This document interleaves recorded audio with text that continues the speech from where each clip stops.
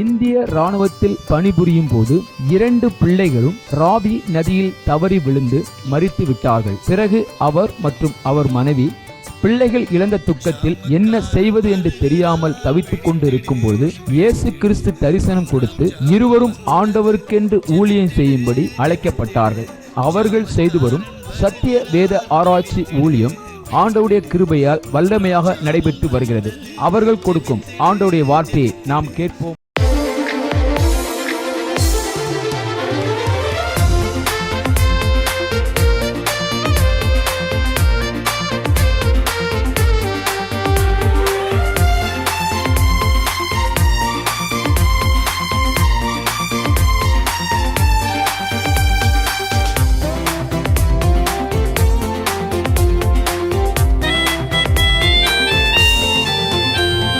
நன்றி நன்றி நன்றி இயேசு நன்மைகள் செய்தார். நன்றி நன்றி நன்றி நன்றி இயேசு நன்மைகள் செய்தார். நன்றி ஆபத்திலும் விபத்திலும் நித்தம் காத்தாரே. நன்றி ஆபத்திலும் விபத்திலும் நித்தம் காத்தாரே. நன்றி அழைத்தவர் உண்மையுள்ளவர், தேவன் அன்பாய் இருக்கிறார்.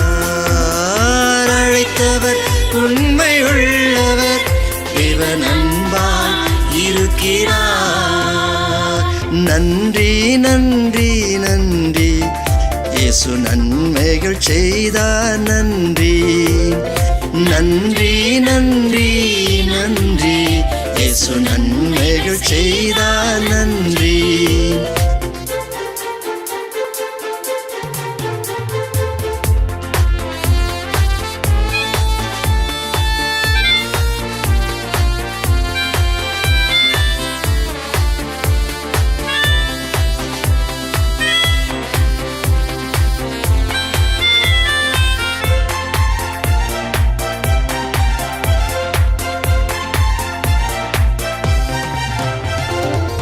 துன்பம் துயரத்தில் துவண்டு கிடந்தேன், இயேசு கண்டென்னை ஆதரித்தார். துன்பம் துயரத்தில் துவண்டு கிடந்தேன், இயேசு கண்டென்னை ஆதரித்தார். ஆலயத்தில் நான் ஆனந்த சத்தத்தோடு தூய ஆவியில் நிரம்பிடுவேன்.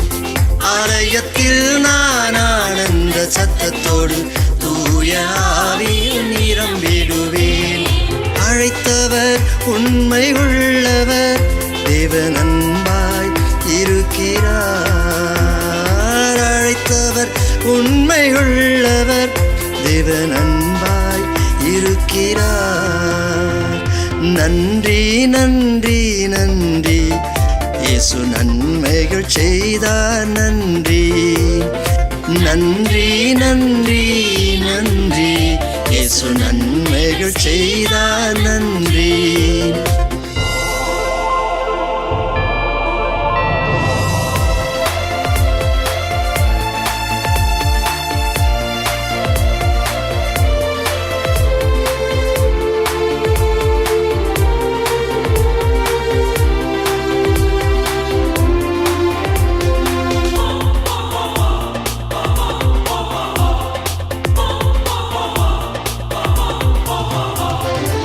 சத்தியத்தை நான் கேட்டதினால் விடுதலை வாழ்வில் அடைந்தேனே. சத்தியத்தை நான் கேட்டதினால் விடுதலை வாழ்வில் அடைந்தேனே.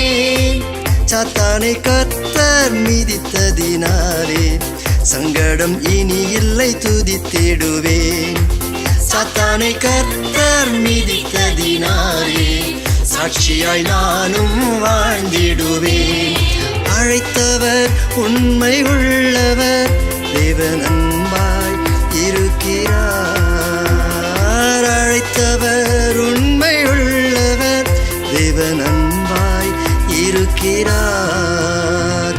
நன்றி நன்றி நன்றி இயேசு நன்மைகள் செய்தார். நன்றி நன்றி நன்றி நன்றி இயேசு நன்மைகள் செய்தார் நன்றி. ஆபத்திலும் விபத்திலும் நித்தம் காத்தாரே நன்றி.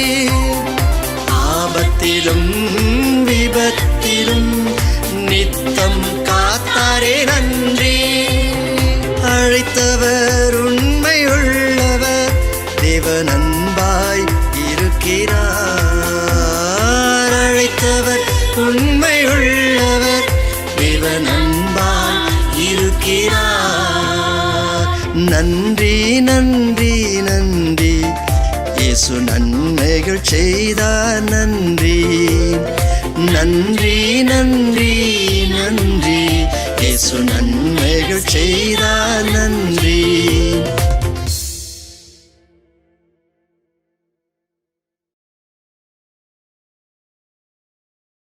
இந்த நாளிலும் இந்த நேரத்திலும் யுத்த வீரனை பற்றி நாம் இன்னும் அதிகமாய் ஆண்டவர் ஆமென் அருமையான போதவர் வந்து தேவன் நல்ல ஆமென் வேத வசனத்தை பகுத்து போதிக்கிற வரம் பெற்ற தேவனுடைய ஊழியர். ஆமென். எத்தனை பேர் ஆமென் என்று சொல்லுகிறீங்க? ஆமென். அல்லேலூயா. கர்த்தர் நல்லவர். தேவன் ஒவ்வொரு செக்ஷன்லையும் கர்த்தருடைய பிரசனமும் ஆமென். தேவன் எந்தவித தூக்கத்தின் ஆவி எடுத்து போட்டுட்டார். ஆமென். எத்தனை பேர் விசுவாசிக்கிறேன்? இங்கே வந்திருக்கிற அமர்ந்திருக்கிற எல்லா பிள்ளைகளையும் கர்த்தர் அவருடைய அபிஷேகத்தினால் வல்லமையினால் நிறைத்து கொண்டு இருப்பதற்காய் நான் கர்த்தரை ஸ்தோத்திரிக்கிறேன். மீண்டுமாய் ஆமென் கரங்களை தட்டி அவர்களை வரவேற்போம். ஆண்டவர் ஆமென். கர்த்தர் நம்மோடு கூட பேசுவாரா? Praise the Lord. கர்த்தருடைய பரிசுத்த நாமத்திற்கு மகிமை உண்டாவதாக. இந்த 3ஆம் ஜாமத்திலே நாம் வந்திருக்கிறோம். அல்லேலூயா. எத்தனை பேர் விசுவாசிக்கிறீங்க? 3ஆம் ஜாமன்றது சாதாரண ஜாமம் இல்லை. இந்த ஜாமத்தில் தான் அதிகமாக தூக்கம் வரும். அல்லேலூயா.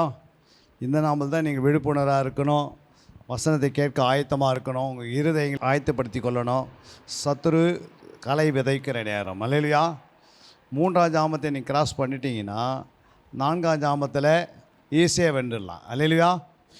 ஒன்றும் தூக்கம்லாம் பெருசு கிடையாது. நீங்கள் மனசில் நினச்சிட்றீங்க, ஐயோ தூக்கம் வருது தூக்கம் வருது, அப்படி மனசில் நினைக்கவே கூடாது. அல்லேலூயா.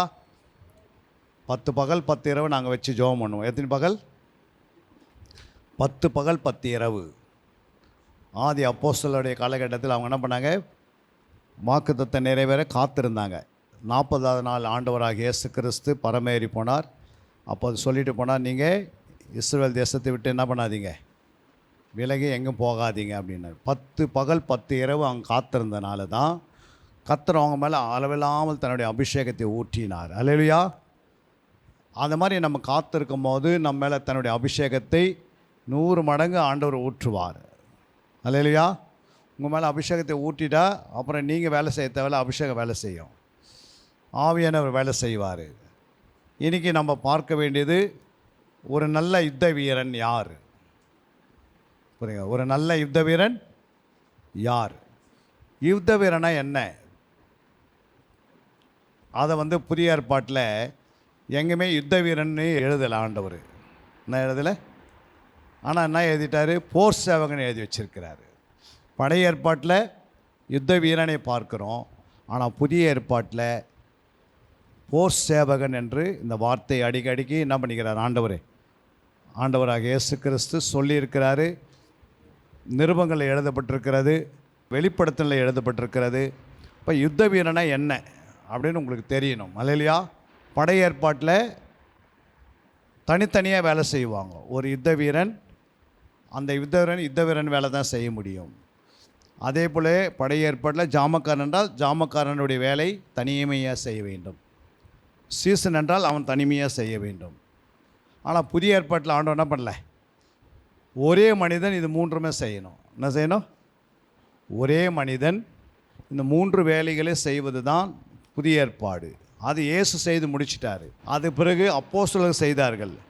இப்போ தேவன் நம்மை பார்த்து என்ன சொல்கிறாரு? நீ ஒரு நல்ல ஜெபிக்கிற ஜாமக்காரனாக இருக்கணும், நல்ல சத்தியத்தை பேசுகிற ஒரு நல்ல சீசனாக இருக்கணும், பிசாசுக்கு எதிர்த்து நின்று போராடுகிற போராட்டத்தின் ஆவி உடையவனாக என்ன செய்யணும்? ஒரு போர் சேவகனாக இருக்கணும். அல்லேலூயா. உன் ஆவியில் என்ன இருக்கணும்? உங்கள் ஆவியில் ஜாமக்காரனாக இருக்கணும். உனக்கு ஒரு ஆவி இருக்கிறது. எத்தனை பேருக்கு ஆவி இருக்குது? இங்கே அந்த ஆவி எதுக்காக பயன்படுத்துகிறோன்னா ஜெபத்திற்காக பயன்படுத்துகிறோம். அப்போ ஜெபம் அதுக்குள்ளே தான் நிறைவேறுது. ஆவியில் தான் விண்ணப்பம் பண்ண முடியும், ஆவியில் தான் நம்ம என்ன செய்ய முடியும், போராட முடியும், ஆவியில் தான் நம்ம மன்றாடி ஜெபிக்க முடியும், ஆவியில் தான் நம்ம என்ன பண்ணுறோம், பெருமூச்சோடு ஜெபிக்க முடியும், ஆவியில் தான் நம்ம என்ன பண்ணுறோம், கண்ணீரோடு ஜெபம் பண்ணுறோம், ஆவினால தான் நம்ம என்ன செய்கிறோம் சொல்லுங்கள். ஆவினால் என்ன செய்ய முடியும், வேறு உற்சாகமாய் ஆரோக்கியமாய் அவருக்காக எழுப்பி பிரகாசிக்க முடியும். அல்லையா? அப்போ இந்த ஆவி தான் ஜாமக்காரன வேலை செய்து கொண்டு இருந்தது. அதனால தான் முதல் எடுத்த பிறகு என்ன பண்ணுறோம், ஆலயத்தை ஆரம்பிக்கும் போதே என்ன செய்கிறோம், நல்லா ஆவியில நிரம்பி ஜெபிக்கிறோம், துதிக்கிறோம், ஆராதனை பண்ணுறோம். ஆவி வேலை முடிஞ்ச பிறகு என்ன செய்யுது, அடுத்த வேலை என்ன வேலை இருக்குது சொல்லுங்கள். ரெண்டாவது வேலை தான் ஆத்துமாவை ஆதாயப்படுத்துகிறோம். அல்லையா? இந்த ஆத்துமாவுக்காக சத்தியத்தை கேட்குறோம். அப்போ உங்கள் இருதயம் எப்படி இருக்கணும், சத்தியத்தை கேட்குற இருதயம் எப்படி இருக்குன்னா ஆயத்தமாக இருக்க வேண்டும். அல்லையா? அப்போ நம்முடைய இருதயில ஆண்டோடைய வார்த்தை போவதுக்கு 1 மணி நேரமோ 1.5 மணி நேரமோ ஆவியன் பேசும்போது உங்கள் இருதயத்துக்குள்ளே வேறு எந்த சிந்தனை இருக்கக்கூடாது, எந்த யோசனை இருக்கக்கூடாது, எந்த விதமான எண்ணங்கள் வரக்கூடாது, எந்த விதமான என்ன பண்ணக்கூடாது, நினைவுகள் இருக்கக்கூடாது. உங்கள் இருதயம் எப்பவுமே ஆயத்தமாக இருந்தால் ஆண்டோடைய வார்த்தை உன் இருதயத்துக்குள்ளே என்ன பண்ணுது, உன் செவியின் வழியாக உன் இருதயத்துக்குள்ளே வருது. அல்லையா? அந்த இருதயத்துக்குள்ளே வந்த பிறகு அந்த இருதயம் என்ன செய்யும், அடுத்து தியானிக்க ஆரம்பிச்சிருது, அது சிந்திக்க ஆரம்பிக்கிறது. அந்த வார்த்தைக்குள்ளே ஜீவன் இருக்கிறது, அந்த ஜீவனுக்குள்ளே என்ன இருக்குது, வல்லமை இருக்கிறது, அந்த வார்த்தைக்குள்ளே ஆவி இருக்கிறது. இந்த வார்த்தை ஆவியாகவும் ஜீவனாகவும் மூன்றாவது ஜலமாகவும் மாறி உன் ஆவி ஆத்மசரீரத்தில் ரத்தத்தில் கலந்து ஆவியில் கலந்து ஆத்மாவில் கலந்து உன் ஜென்ம சுபாவத்தை அறுத்து எடுத்துரும். அல்லையா? ஏன்னா வார்த்தை இல்லாமல், வசனம் இல்லாமல், சத்தியம் இல்லாமல் நீ ஒன்றுமே செய்ய முடியாது.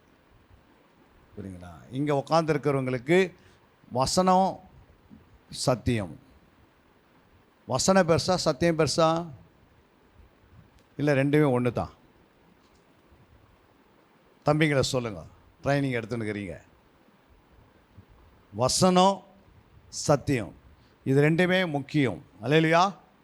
வசனம் பிசாசுக்கிட்ட இருக்கும், ஆனால் பிசாசுக்கிட்ட சத்தியம் இருக்காது. என்ன இருக்காது, சத்தியம் இருக்காது.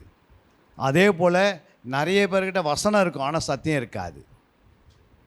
வசனம் பேசுவாங்க, ஆனால் சத்தியத்தை பேசணும். அப்போ வசனத்துக்கு சத்தியத்துக்கு என்ன வித்தியாசம், அரிசிக்கும் சோறுக்கு என்ன வித்தியாசம், அரிசி சோறு இது ரெண்டுக்கு என்ன வித்தியாசமா, பெண்கள் சொல்லுங்கள். அரிசிக்கும் சோறுக்கு என்ன வித்தியாசம்? அரிசி சாப்பிட்டா பலவீனம் வரும், சோறு சாப்பிட்டா பலப்படுவோம். இது தெரியுமா எல்லாருக்கும்?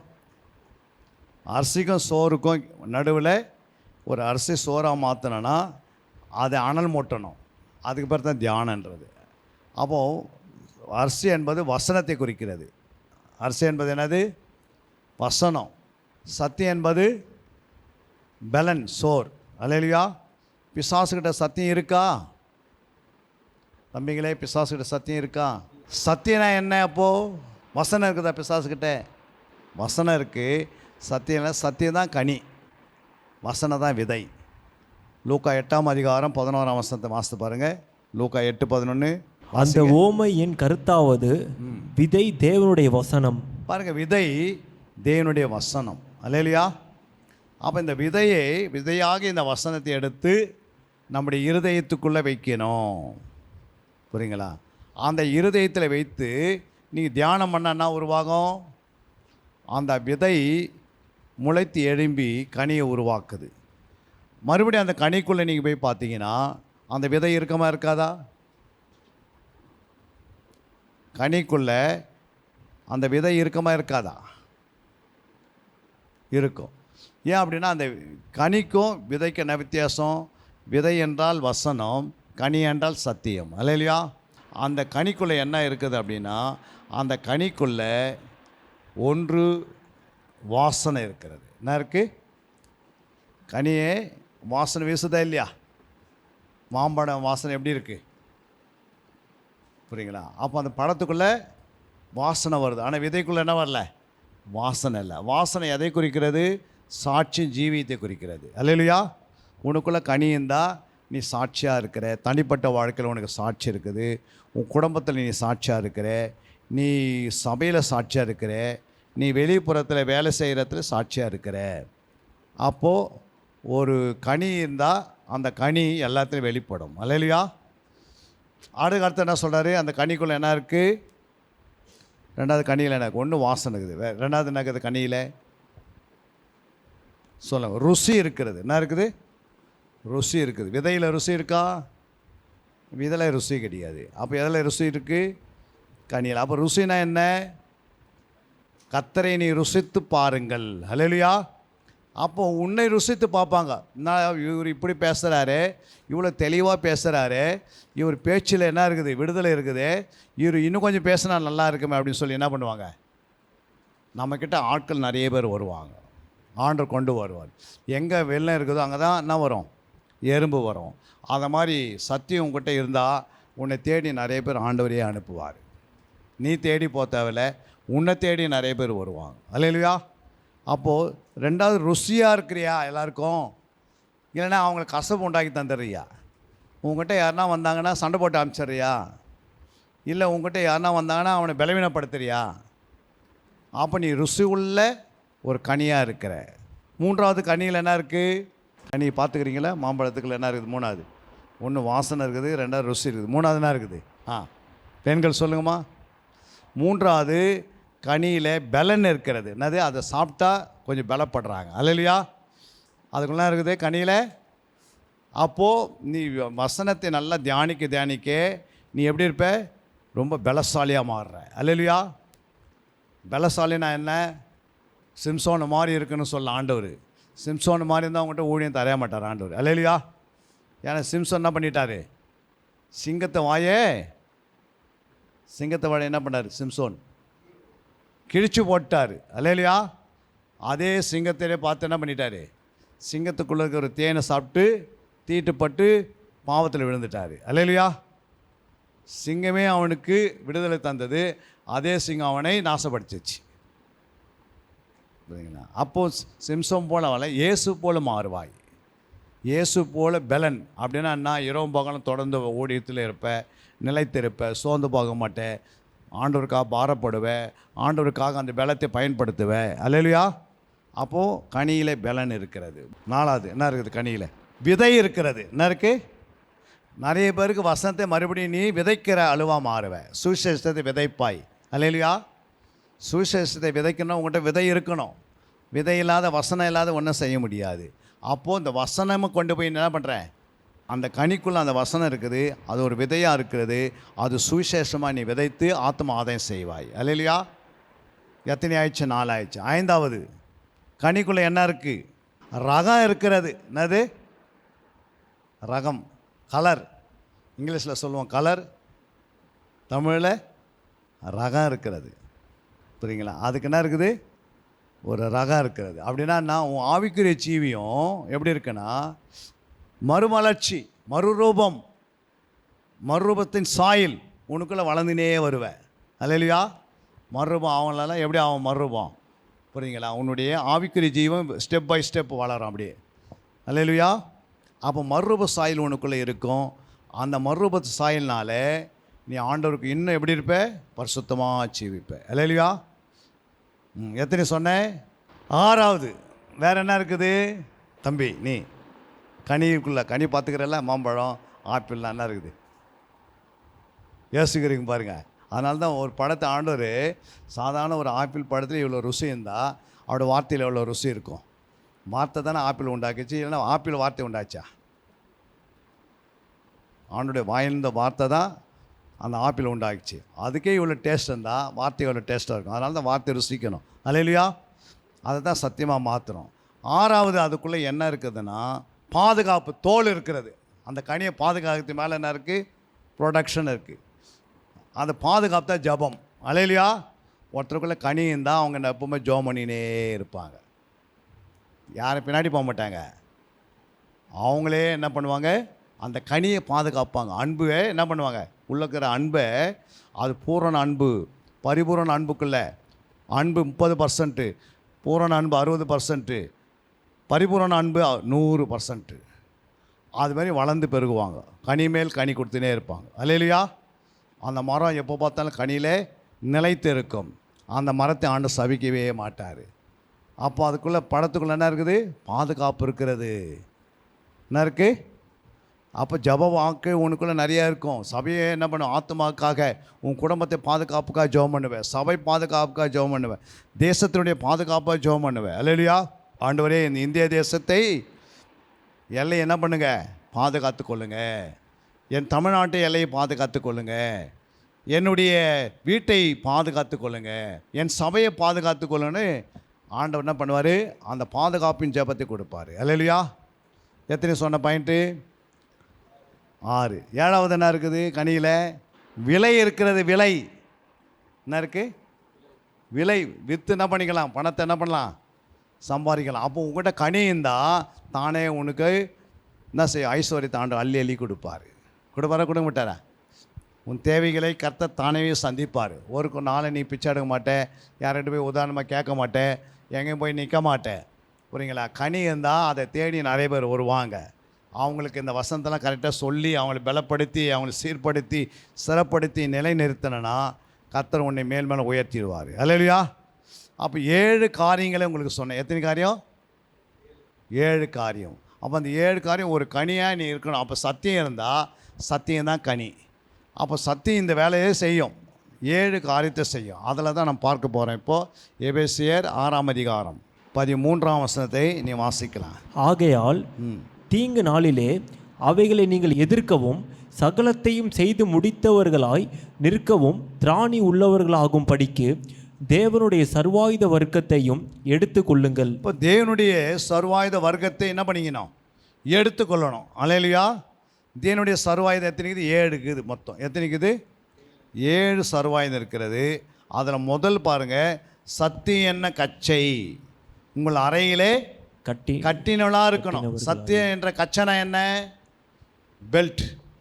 ஒரு இராணுவ வீரருக்கு பெல்ட் இருக்குதுல்ல, அந்த பெல்ட்டில் நீங்கள் பார்த்தீங்கன்னா கிட்டத்தட்ட ஒரு 15 பவுண்டு ரைப்பிள் தொங்கின்னு இருக்கு. அதில் துப்பாக்கி SLRன்னு ஒன்று இருக்குது, செல்ஃப் லோடிங் ரைப்பிள்னு இருக்குது. அது இங்கே தான் லெஃப்ட்டில் என்ன பண்ணுவாங்க? கட்டிடுவாங்க.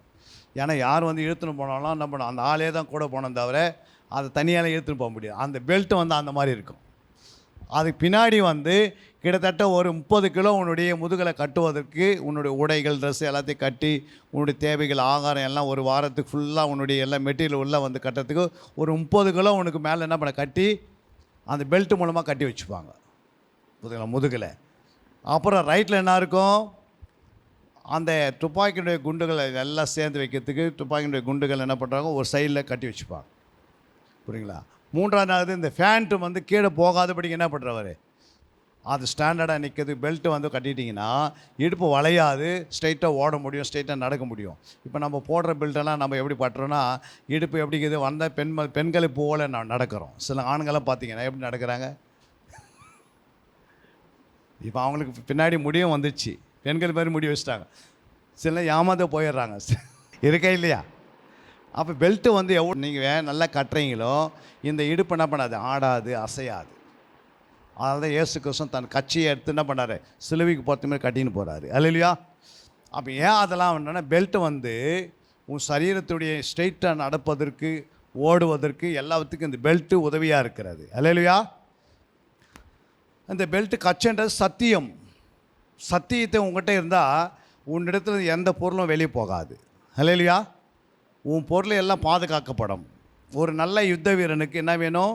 ஃபஸ்ட்டு சத்தியம் வேணும். சத்தியத்தை அறிஞ்சிருக்கணும். சத்தியம் என்ன சொல்லுது? என் எழுத்துக்கள் சத்தியம். தானியேல் 10:21 என்ன சொல்கிறாரு? சத்திய எழுத்திலே கண்டு இருக்கிறதை நான் உனக்கு தெரிவிப்பேன். உங்கள் அதிபதியாகிய மிகாவேலை தவிர என்னோட கூட அவர்களுக்கு விரோதமாய் பலம் கொள்ளுகிற வேறொருவரும் இல்லை. அப்போ இங்கே ஆண்டவர் என்ன சொல்கிறாரு? சத்திய எழுத்திலே. எழுத்துனா என்ன? பைபிளில் ஒவ்வொரு எழுத்தும் சத்தியம். பைபிளில் ஒரு எழுத்து என்னது? சத்தியம். அந்த எழுத்து நீ தவறி பாசினா கூட உனக்கு அந்த சத்தியம் விடுதலை பெறாது. அதனால தான் சத்தியம், எழுத்துக்கள் சத்தியம். அல்லேலூயா. 2 சாமுவேல் 7:28. இப்பொழுதும் கர்த்தராகிய ஆண்டவரே, நீரே தேவன், உம்முடைய வார்த்தைகள் சத்தியம். தேவரீர் உமது அடியனுக்கு இந்த நல்ல விஷயங்களை வாக்குத்தத்தம் பண்ணினீர். அப்போது உம்முடைய வார்த்தைகள் சத்தியம். அப்போ எழுத்துக்கு அர்த்தம் என்ன வருது? ஒன்று அல்லது ரெண்டு எழுத்துக்கள் எங்கே இணைக்கப்படுகிறதோ, ஒன்று அல்லது இரண்டு எழுத்துக்கள் எங்கே ஜோடிக்கப்படுகிறதோ அதுக்கு என்ன சொல்லுவோம்? வார்த்தை. ஒரே எழுத்து இருந்தால் அது வார்த்தையாக மாறாது. ஆனால் பைபிளில், வேதத்தில் ஒரு எழுத்து சத்தியம்னு சொல்கிறாரு. அந்த எழுத்துக்கள் ரெண்டு அல்லது மூன்று எழுத்து இணைக்கப்பட்டால் அது ஒரு வார்த்தையாக உருவம் எடுக்கிறதுனால அது சத்தியம். அல்லையா? இப்போ வார்த்தை பைபிளில் இருக்குது, ஆனால் சத்தியமாக நீ மாற்றணும். எழுத்து உன் கையில் கொடுத்துட்டாரு, அது சத்தியமாக மாற்றணும். அல்லையா? அரிசியை சோறாக மாற்றணும்னா வேக வைக்கணும், அனல் மூட்டணும், பாத்திரத்தை வைக்கணும், அப்போ தான் அது வேலை செய்யும். அது மாதிரி இருதயத்தில் வார்த்தை போன பிறகு அந்த வார்த்தை என்ன செய்யணும்? தியானிக்கணும். இப்போ தியானம் யாரும் பண்ணாதனால தான் கை கொள்ள முடியல. வார்த்தையே நிறைய பேர் வசனம் எல்லாருக்குமே தெரியும், பைபிளே எல்லாருக்கும் தெரியும், தலைக்கீழாக கூட நிறைய பேர் வாசிக்கிறாங்க. ஆனால் அதுபடி வாழ முடியல. ஏன் வாழ முடியல? கீழ்ப்படின்றாங்க. அப்பாவுக்கு கீழ்ப்படின்னு. பிள்ளைங்க என்ன பண்ணுறதில்ல? கீழ்ப்பட முடியல. சபைக்கு எல்லாம் கீழ்ப்படின்றாங்க. சபையாரே உன் மேய்ப்பருக்கு என்ன பண்ணுங்க? கீழ்ப்படிந்து அடங்குன்றாரு. ஏன் கீழ்ப்படிய முடியல? அதுக்கு என்ன காரணம்? அதுக்கு என்ன காரணம்னா இந்த வார்த்தையை தியானிக்கிறது இல்லை. அவ்வளோதான். ஒரே ஒரு என்னன்னா, தியானம்னான்னு யாருக்கும் தெரிய மாட்டேங்குது. அதை வச்சு நான் எப்படி தியானிக்கணும்? புரியுங்களா? ஆனால் வேதத்தில் எங்கெல்லாம் தியானம்னு இருக்குதோ அங்கெல்லாம் கனி பக்கத்தில் எழுதுறாரு. கனி அங்கே தான் உருவாகுது. ஆனால் தியானம் இல்லாதனால சபை என்ன பண்ணுது? தியானம் இல்லாதனால நிர்விசாரமாக இருக்குது. கனி இல்லாத இருக்கிறாங்க. கனி இல்லாதனால தேவனுடைய கோபம் சபை மேலே இறங்கிடுது. அன்பு இல்லை, நீடி பொறுமை இல்லை, உனக்குள்ளே சாந்தம் இல்லை. புரியுங்களா? அப்போது உனக்குள்ளே நீடிய பொறுமை எது கொடுக்குறார் ஆண்டவர்? நீடிய பொறுமை எது கொடுக்குறாரு? யாராவது உன்னை 1000 தட்டு திட்டினாலும், உன்னை தப்பாக பேசினாலும் நீ பொறுமையாக காத்திருக்க வேண்டியது அவசியம். ஒரு வாக்குத்தத்தத்தை கொடுத்தா அதை பெற்றுக்கொள்வதற்கு நம்ம அதுக்காக ஜோமனினே இருந்து அதை நிறைவேற வரைக்கும் பொறுமையாக இருக்கணும். நமக்கு இன்றைக்கி வாக்குத்தத்தம், இன்றைக்கி கல்யாணம்னா நாளைக்கு பிள்ளையை பெற்றுடணும். அதுதான் வாக்குத்தத்தமாக இருக்குது. அல்லையா? 1ஆம் தேதி காலையில் வாக்குத்தத்தம் கிடைக்குது, 2ஆம் தேதி காலையில் என்ன வேணும்? ஒரு குழந்தை வேணும். எப்படி கிடைக்கப்பார் ஆண்டவர்? அவருக்கே 10 மாதம் எடுத்துக்கினார். அல்லையா? அப்போ நமக்கு என்னென்னா, ஆண்டவர் என்ன சொல்கிறான்னு புரிஞ்சிக்காம வாக்குத்தத்தத்தை உடனே ஆண்டவர் ஆசீர்வதித்துருவார். அப்படியெல்லாம் வைக்கல. அவர் கொடுத்த வார்த்தையை நீ விசுவாசித்து அந்த வார்த்தையை தியானித்தாதான் அந்த தியானம் என்பது அந்த வார்த்தைக்குள்ளே இருக்கிற இயேசு, அந்த வார்த்தைக்குள்ளே இயேசுவின் ரத்தம், அந்த வார்த்தைக்குள்ளே இருக்கிற இயேசுவின் ஆவி, அந்த வார்த்தைக்குள்ளே இருக்கிற இயேசுனுடைய ஜீவ ஆவி உனக்குள்ளே புறப்பட்டு வந்து உன் ஆவி ஆத்மஸ்தரை கலந்தால் தான் உனக்கு சுபாவம் மாறும். அப்போ தான் நீ கனிவுள்ளா மாற முடியும். ஏற்கனவே வேறு வைரஸ் இருக்குது. ஆதாமுடைய வைரஸ் அழிப்பதுக்கு இயேசு கிறிஸ்துடைய ஆன்டி வைரஸ் உள்ளே தள்ளணும். அல்லையா? அதை உள்ளே புகுத்தாதையே நம்ம என்ன பண்ணுறோம்? கர்த்தர் என்னை பரிசுத்தப்படுத்தினா பைபிள் கையில் இல்லைன்னா பரிசுத்தப்படுத்திடுவார். பைபிளே கையில் கொடுக்கலாம். பரிசுத்தப்படுத்த மாட்டாரா? உன் கையில் ஒரு அம்மா ஜெபம் பண்ணுறாங்க, ஆண்டவரே எனக்கு பொடி விட முடியல. என்ன சொல்கிறாங்க? பொடி போடுவாங்களாம் அந்த அம்மா வயசாகி. அவங்க எப்படியாவது இந்த பொடி எடுத்து போடுங்க, இது என்னை விட்டு விலகுங்க, என்னை விட்டு தூரம் அகற்றுங்க, என்னை விட்டு ஒரு 10 கிலோமீட்டரு தூக்கி போட்டுருங்க அப்படின்றாங்க. ஜபலாம் அந்த அம்மா முடிச்சுட்டு பிறகு ஆண்டவர் வந்தாரான் கிட்ட வந்து சொன்னாராம், பொடி போடுற அந்த சுருக்க போய் உங்கள்கிட்ட தான் என்கிட்டன்னு கேட்டாரான். என்னது சுருக்க போய் யாருக்கிட்ட இருக்குது? அந்த அம்மா இடுப்பில் வச்சுன்னுக்கிறாங்க. அவங்க அதை தூக்கி போடாமல் இரவெல்லாம் ஜெபம் பண்ணுக்கிறாங்க. அதுக்கு என்னது? உங்கள்கிட்ட இருக்கிற சுபாவத்தை நீங்கள் எடுக்காமல் ஆண்டவரை எடுன்னு சொன்னால் என்ன பண்ண விட்டார்? எடுப்பார? 10,000 ரூபாய் பாயில் வச்சுக்கிறேன், அது மட்டும் சொல்கிறதில்ல எடுன்னு. ஆனால் மீதெல்லாம் எடுத்து என்ன பண்ணுறோம்? 5 ரூபாய் எடுத்து காணிக்கு போடுறோம். அது சொல்லாமே நம்ம 10 ரூபாய் எடுத்து போடுறோம். ஆனால் 10,000 போடணுன்னா என்ன பண்ணுறோம்? வீட்டில் அப்பாவுக்கு ஃபோன் பண்ணுறோம், அம்மாவுக்கு ஃபோன் பண்ணுறோம், அப்புறம் வேறு இடத்துல ஃபோன் பண்ணிட்டு 10,000 போடலாமா போடக்கூடாதா, போட்டால் ஃபாஸ்ட்டாக 2 வீலர் வாங்கிட்டு வரேன், கார் வாங்கிட்டு வரேன், பங்களா வாங்கிட்டு வரேன்றோம். இருக்கா இல்லையா? அதுக்கு ஜெபம் பண்ணப்பட்டாங்க. என் ஆண்டவரே என்கிட்ட 10,000 இருக்குது, நீங்கள் எடுத்து அதை அப்படி போடுங்கன்னு அப்படி போட்டுருவார் டக்குன்னு. ஆனால் அந்த ஜெபம் வரதில்லை. நமக்கு எந்த ஜெபம் வருது? இடுப்பு இருக்கிற சுருக்கு போய் எடுத்து போடுங்கன்னு ஜெபம் பண்ண. அந்த மாதிரி ஜெபம்லாம் ஆண்டவர் ஏமாற்றவே முடியாது. அல்லேலூயா. உனக்குள்ளே ஆவியான் சப்போர்ட் பண்ணுறாரு. ஆவியானவர் உனக்குள்ளே இருக்கிறபடினால் எப்படிலாம் ஜெபிக்கணும். உன் கையில் வேதத்தை உன் கையில் கொடுத்துட்டாரு இல்லையா? ஆவியானவர் கொடுத்துட்டாரு. இயேசு ரத்தத்தை சிந்தித்தார். அப்புறம் என்ன கொடுத்தாரு? இயேசு கிறிஸ்து மேய்ப்பனை கொடுத்துட்டாரு. வேறு என்ன கொடுத்துருக்கிறாரு? இயேசு கிறிஸ்து உன்னை கிருபையினால் ரட்சித்து சபையில் சேர்த்துட்டாரு. வேறு என்ன கொடுத்துருக்கிறாரு? ஒன்று இயேசு வேதத்தை எழுதி கையில் கொடுத்தாரே இல்லையா? வேதத்தை எழுதி கையில் கொடுத்துட்டாரு. 2 பரிசுத்த ஆவியான தேற்றவெல்லாம் அனுப்பிட்டார். 3 இயேசு ரத்தத்தை சிந்தி உன் கையில் கொடுத்துட்டாரு. அந்த ரத்தத்தை அப்ளை பண்ணார் பாணி அப்படின்றாரு. 4 ஒரு நல்ல மேய்ப்பனை கையில் கொடுத்துருக்கிறாரு. 5 உன்னை கிருபையினால் ரட்சித்திருக்கிறாரு. அப்புறம் 6 உனக்காக அவர் என்ன பண்ணுறாரு? இரவும் பகலும் ஜெபம் பண்ணின்னுக்கிறாரு. உன்னை எப்படியாவது முற்றிலும் முடிய ரட்சிப்பதற்காக. எபிரேயர் 7ஆம் அதிகாரம் 24ஆம் வசனம் வாசிங்க. இவரோ என்றென்றைக்கும் நிலைத்திருக்கிறபடியினாலே மாறி போகாத ஆசாரியத்துவம் உள்ளவராய் இருக்கிறார். அடுத்த வசனம். மேலும் தமது மூலமாய் தேவனிடத்தில் சேருகிறவர்களுக்காக வேண்டுதல் செய்யும்படி அவர் எப்பொழுதும் உயிரோடு இருக்கிறவராகையால் அவர்களை முற்றுமுடிய ரட்சிக்க வல்லவராயும் இருக்கிறார். அதுக்கு தான் அவர் வேண்டுதல் செய்கிறார். நீ ரட்சிக்கப்பட்டல, உன்னை முற்றுமுடிய ரட்சிப்பதற்காக என்ன பண்ணுறாரு? இடைவிடாமல் அவர் 24 மணி நேரம் பிரதான ஆசாரியாக பரலோகத்திலிருந்து ஜெபம் பண்ணே இருக்கிறார். அல்லேலூயா. அப்போது ஆண்டவர் ஒரு பக்கம் ஜெபம் பண்ணுகிறாரு. வேதத்தை எழுதி உன் கையில் கொடுத்துட்டாரு. ஆவியானவர் அனுப்பி உனக்குள்ளே நிரப்புறாரு. ரத்தத்தை சிந்தி சுத்திகரித்து கொள்ளுன்றாரு. ஒரு பக்கம் மேய்ப்பனை அனுப்பி உனக்கு ஆலோசனை கொடுத்துட்டு இருக்காரு. மறுபக்கம் என்ன செய்கிறாரு? கிருபையினால உன்னை ரட்சித்த சபையில் சேர்த்துட்டாரு. அல்லேலூயா. கிருபை அனுப்பி நம்மளை என்ன பண்ணிட்டார்? ஆண்டவரே ரட்சித்தார். இவ்வளோ கொடுத்துட்டா மறுபடியும் என்ன பண்ணுறோம்? ஆண்டவர்கிட்ட என்னை பரிசுத்தமாக்குன்றோம், என்னை விடுதலை ஆக்குன்றோம், என்னை கட்டி என்ன பண்ணுங்க ஆண்டவரே யாரும் என்னை தொடாது இப்படி பாதுகாத்துக்கொள்ளுன்றோம். எப்படிமா அது? ஆண்டவர் உங்கள்கிட்ட சத்தியத்தை கொடுத்தா நீ இரவும் பகலை இதை வாசின்னு சொன்னால் நம்ம என்ன பண்ணுறோம்? இரவும் பகலை இதை வாசிக்காமே என்னை ஆசீர்வாதின்னு சொன்னால் எப்படி ஆசீர்வதிப்பார்? ஆசீர்வாதம் எங்கே இருக்குது? வேதத்துக்குள்ளே இருக்குது. அதை அள்ளி வாங்கி எடுக்க வேண்டியது உன்னுடைய கடமை. அதுக்கு இரவும் பகலாம் கொடுக்கணும் டைமு. 8 மணி நேரம் வேலைக்கு போயிடும், 8 மணி நேரம் தூக்கத்துக்கு போயிடும், மீதி 8 மணி நேரம் இருக்குது. 4 மணி நேரம் உன்னுடைய பர்சனல் வேலை, உன் தாய் தகப்பனக்கிட்ட பேசணும், எல்லாம் செய்தால் கூட ஒரு 4 மணி நேரம் நீ தேவ சமூகத்தில் ஒரு நாளைக்கு 4 ஹவர் கொடுத்தா 10 நாளைக்கு 40 மணி நேரம்.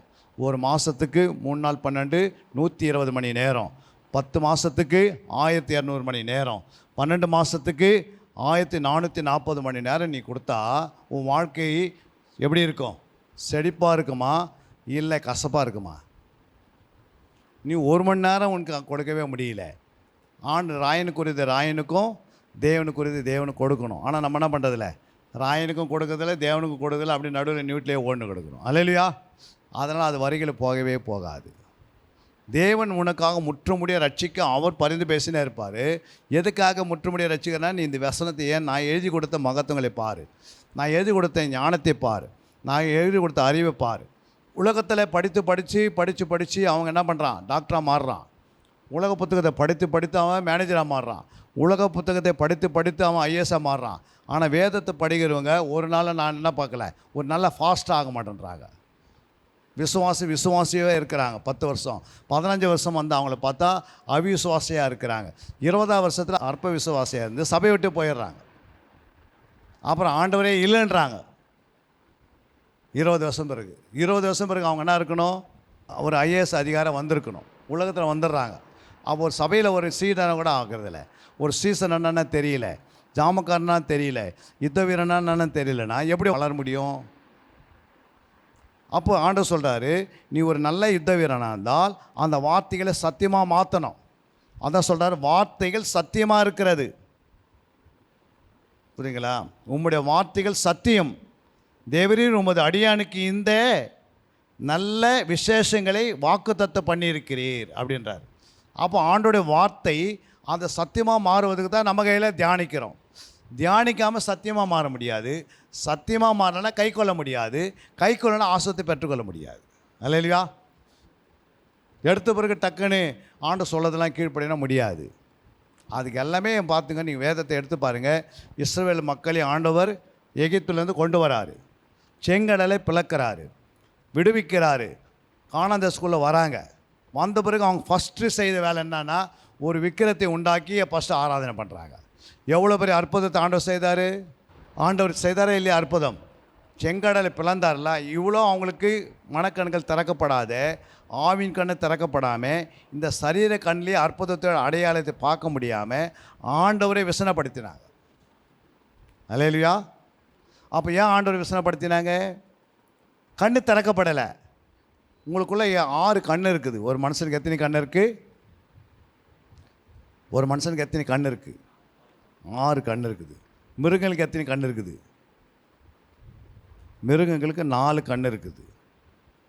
பிசாசுக்கு எத்தனை கண் இருக்குது? 2 கண் இருக்கிறது. ஆண்டவருக்கு எத்தனை கண் இருக்குது? 7 கண் இருக்குது. அல்லேலூயா. இதெல்லாம் எத்தனை பேருக்கு தெரியும்? பிசாசுக்கு எத்தனை கண் இருக்குது? எங்கே இருக்குது? அவனுக்கு வெறும் ஆவி இருக்கனால 2 கண். நமக்கு ஆவியில் 2 கண், ஆத்மாவில் 2 கண், சரீரத்தில் 2 கண். அல்லேலூயா. ஒரு குஷ்டரோகியை குணமாக்கினா எந்த கண்ணால் பார்க்க முடியும்? ஒரு குஷ்டரோகியை குணமாக்கும் போது எந்த கண்ணினால் பார்க்க முடியும்? சரீர கண்ணிலே பார்த்துடலாம். இதுக்கு போய் ஆவின் கண் என்ன பண்ண தேவையில்ல? திறக்க தேவையில்லை. அப்போ வேதத்தில் ஆவின் கண்ணை யாருக்கு திறந்தார் ஆண்டவர்? எலிசாவுடைய வேலைக்காரன் கேஎஸ்சிக்கு என்ன பண்ணார்? வேலைக்காரனுடைய ஆவின் கண்ணை திறந்தார். அப்போ அவன் பார்க்குறான் தரிசனத்தை. அல்லேலூயா. ஆவின் கண்ணை திறக்கும் போது தரிசனம் வெளிப்படும். என்ன வெளிப்படும்? ஆகாருக்கு தேவன் ஆவின் கண்ணை திறந்தார். புரியுங்களா? ஆனால் மனக்கண்கள் பழைய ஏற்பாட்டில் யாருக்கண்ணா திறந்தாரா? தாவீது ஜெபம் பண்ணுறாரு, ஆண்டவரே உம்முடைய அதிசயங்களை பார்க்க என் கண்களை அப்படின்னு ஜெபம் பண்ணுறாரு. ஆனால் திறக்கவில்லை ஆண்டவர். அல்லேலூயா. திறந்தாரா? தாவீதுக்கு. அப்போது 3வது என்ன கண் இருக்குது? மனக்கண்கள் இருக்கிறது. இந்த மனக்கண்கள் கர்த்தர் யாருடைய மனக்கண்களை திறந்தார்? ஆத்மா கண் மூடப்பட்டாச்சு. ஆதியாகமம் 3ஆம் அதிகாரம் 3ஆம் வசனத்தை நீ வாசித்து பார்த்தீங்கன்னா, ஆதியாகமம் 3:3 என்ன சொல்லுகிறது? ஆனாலும் தோட்டத்தின் நடுவில் இருக்கிற விருட்சத்தின் கனியை குறித்து தேவன், நீங்கள் சாகாதபடிக்கு இதை புசிக்கவும் அதை தொடவும் வேண்டாம் என்று சொன்னார் என்றால். அடுத்த வசனம். அப்பொழுது சர்ப்பம் ஸ்திரீயை நோக்கி, நீங்கள் சாகவே சாவதில்லை, நீங்கள் இதை புசிக்கும் நாளிலே உங்கள் கண்கள் திறக்கப்படும். நீங்கள் இதை புசிக்கும் நாளிலே உங்கள் கண்கள் திறக்கப்படும். என்ன கண்ணு திறக்கப்படும்? ஏன்னா புசிக்கும் போது மாம்ச கண்ணு திறந்துக்குது. இப்போ மாம்ச கண்ணு திறக்கப்படுகிறது. அடுத்தது, நீங்கள் நன்மை தீமை அறிந்து தேவர்களை போல இருப்பீர்கள் என்று தேவன் அறிவை அறிந்து. அடுத்த வசனம். அப்பொழுது ஸ்திரீயானவள் அந்த விருட்சம் புசிப்புக்கு நல்லதும் பார்வைக்கு இன்பமும் புத்தியை தெளிவிக்கிறதுமாய் இச்சிக்கப்படத்தக்க விருட்சமுமாய் இருக்கிறது என்று கண்டு அதன் கனியை பறித்து புசித்து தன் புருஷனுக்கும் கொடுத்தாள். அல்லேலூயா. அங்கே பாருங்கள், ஆவி, ஆத்மா, சரீரம். ஆவினா எதை குறிக்கிறது? ஆத்மானா எதை குறிக்கிறது? சரீரனா எதை குறிக்கிறது? அதில் அப்போது அந்த ஸ்திரீயானவள் அந்த விருட்சம் புசிப்புக்கு நல்லது. இது என்னது? சரீர கண். பார்வைக்கு இன்பம், அது என்ன கண்? அதான் மனக்கண்கள். புத்தியை தெளிவிக்கிறது, அதுதான் ஆவியின் கண்கள். அல்லேலூயா. இப்போ பார்வைக்கு இன்பம். எதுக்கு இன்பம்? பார்வைக்கு இன்பம். அப்போ வேதத்தில் பார்வைக்கு இன்பம் எங்கெல்லாம் வருதுன்னு பார்த்தீங்கன்னா, நீதிமொழி 2:10 வாசித்து பாருங்கள். ஞானம் உன் இருதயத்தில் பிரவேசித்து அறிவு உன் ஆத்மாவுக்கு இன்பமாய் இருக்கும் போது.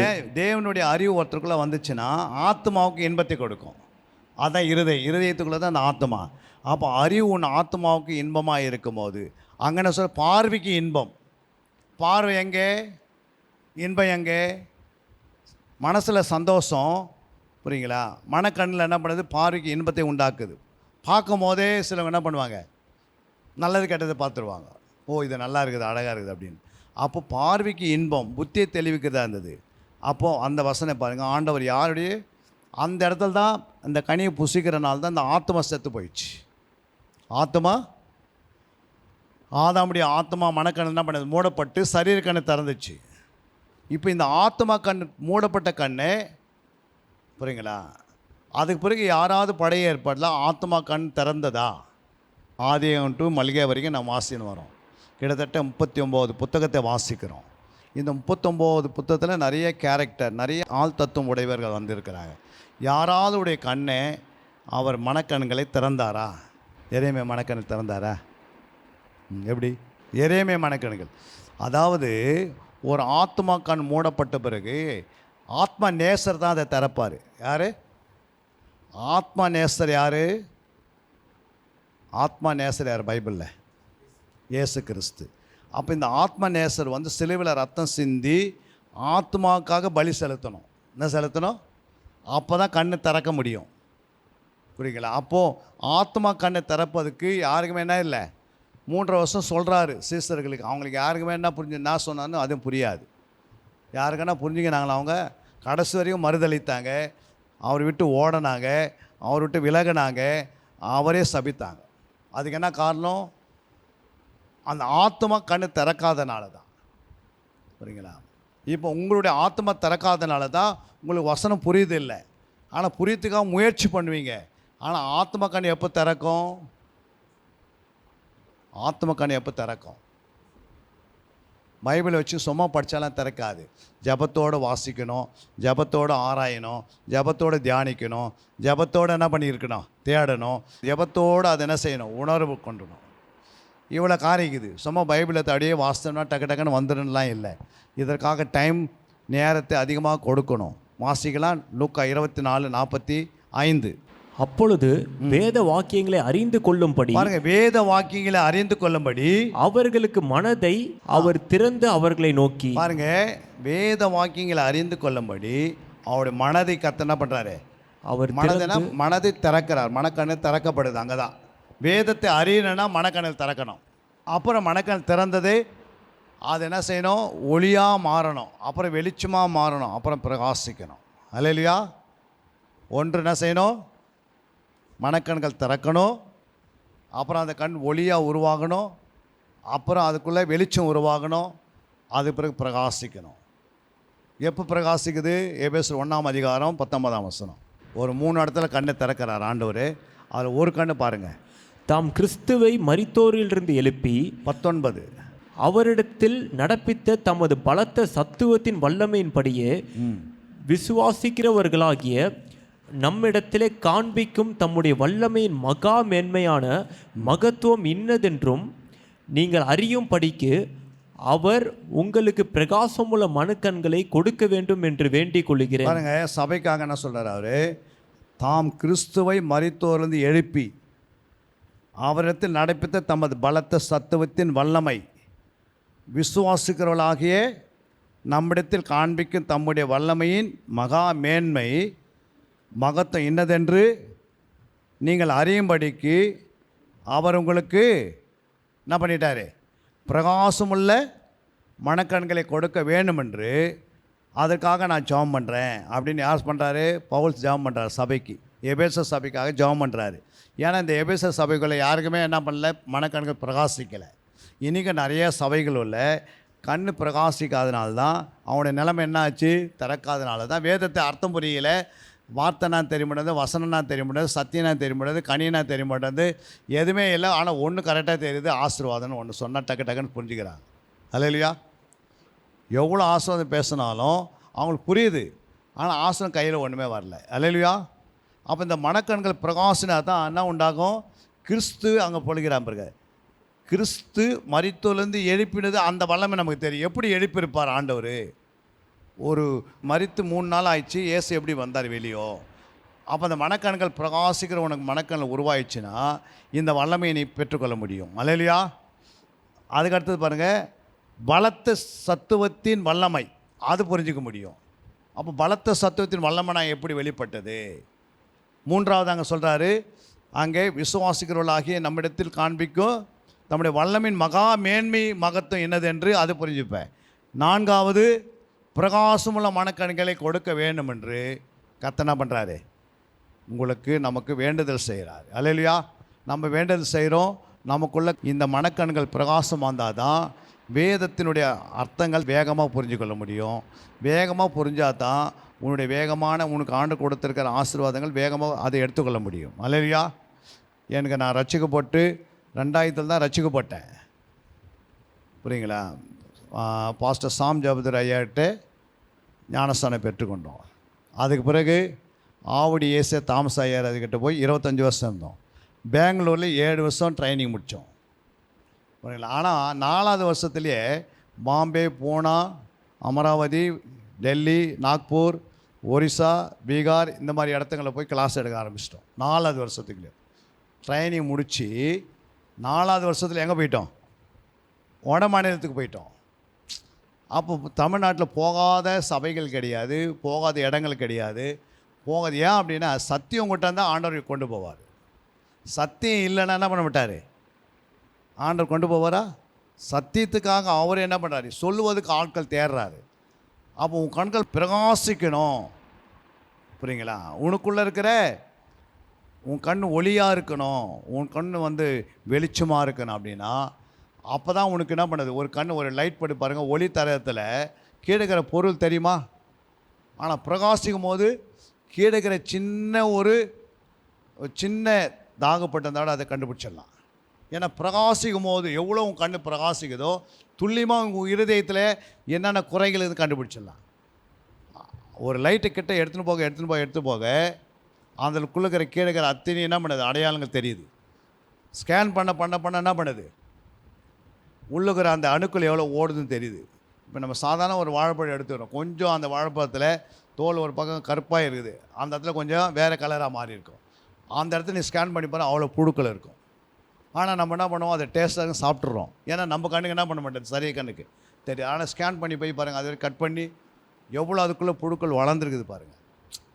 ஏன் சொல்ல வரேன்னா அந்த ஸ்கேன் பண்ணும்போது தெரியுது. அதுமாதிரி நம்முடைய கண்கள் பிரகாசமாக இருக்கும்போது இந்த வேதத்தை நீ வாசிக்கும் போதே இதில் ஆவிக்குரிய அர்த்தம் என்ன, சாதாரண அர்த்தம் என்ன, ரகசிய அர்த்தம் என்ன அப்படின்னு ஆண்டவர் பிரித்து காட்டுவார்.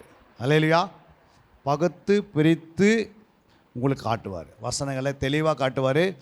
இது சாதாரண அர்த்தம், இது ஆவிக்குரிய அர்த்தம். இப்போ இல்லை ஒளி என்பது 30%, வெளிச்சம் என்பது 60%, பிரகாசம் என்பது 100%. அப்போ 100% இருதயம் என்ன பண்ணோம்? இங்கே என்ன சொல்கிறாரு? மனக்கண்களை கொடுக்க வேண்டுமென்று வேண்டிக்கொள்ள. அப்படி எப்போது? அவர் உங்களுக்கு பிரகாசமுள்ள மனக்கண்கள்னு. ஆனால் அதே பாருங்கள், நீங்கள் 2 கொரிந்தியர் 4:5 வாசித்தீங்கன்னா, நாங்கள் எங்களையே பிரசங்கியாமல் கிறிஸ்து இயேசுவை கர்த்தர் என்றும் எங்களையோ இயேசுவின் நிமித்தம் உங்கள் ஊழியக்காரன் என்று பிரசங்கிக்கிறோம். 4ஆம் வசனம். தேவனுடைய சாயலாய் இருக்கிற கிறிஸ்துவின் மகிமையான சுவிசேஷத்தின் ஒளி அவிசுவாசிகளாகிய அவர்களுக்கு பிரகாசமாய் இராதபடிக்கு இப்பிரபஞ்சத்தின் தேவனானவன் அவர்களுடைய மனதை குருடாக்கினான். பாருங்க, இந்த அவிசுவாசிகளாகிய அவர்களுக்கு என்ன ஆகுது? பிரகாசமாக இராதபடிக்கு அவனுடைய கண்ணை என்ன பண்ணிட்டா பிசாசு. இன்றைக்கி நம்முடைய சபையில் இல்லை விசுவாசிகளுக்குள்ள இந்த மனதை குருடாக்கி இருக்கிற பிசாசான என்ன பண்ணிக்கிறான்? வசனத்துக்கு அர்த்தம் தெரியாமல் நிறைய பேருடைய கண்கள் குருடாக இருக்கிறதுக்கு காரணம் என்னென்னா, அவங்களுக்கு வசனம் தெரியாத இங்கங்கே அலைந்து மோதுறாங்க. மேய்ப்பெண் விட்டுட்டு இங்கங்கே அலைந்து ஓடுறதுக்கு என்ன காரணம்? யாராவது இதுக்கு அர்த்தம் சொல்லுவாங்களா? அர்த்தம் சொல்லுவாங்கன்னு. அப்போ எப்படி அர்த்தம் கிடைக்கும்? உன் கண்ணு ஃபஸ்ட்டு நீ என்ன பண்ணியிருக்கணும்? நீ வேதத்தை நீ வாசித்திருக்கணும். அல்லேலூயா. நாம் அதை நம்ம சாப்பிட்றதுக்கு இன்னொருத்தர் யாராவது நமக்காக சாப்பிடுவாங்களா? இந்த மட்டன் பிரியாணி வந்திருக்குது, நீங்கள் சொல்கிறீங்க எனக்கு பதில் நீங்கள் சாப்பிட்ருங்கப்பா, என் வயிறு ரொம்பிடுமா. மரியாதை என்ன பண்ணாங்க? ஆண்டோடைய பாதத்தில் உட்காந்தாங்க. மார்த்தாள் என்ன பண்ணாங்க? பற்பல வேலையில் இருந்தாங்க. அப்போ மரியாதை நல்ல பங்குன்னு தெரிந்து கொண்டாங்க. அப்போ பவுல் கமாலின் பாதத்தில் உட்காந்து கற்றுக்கொண்டார்.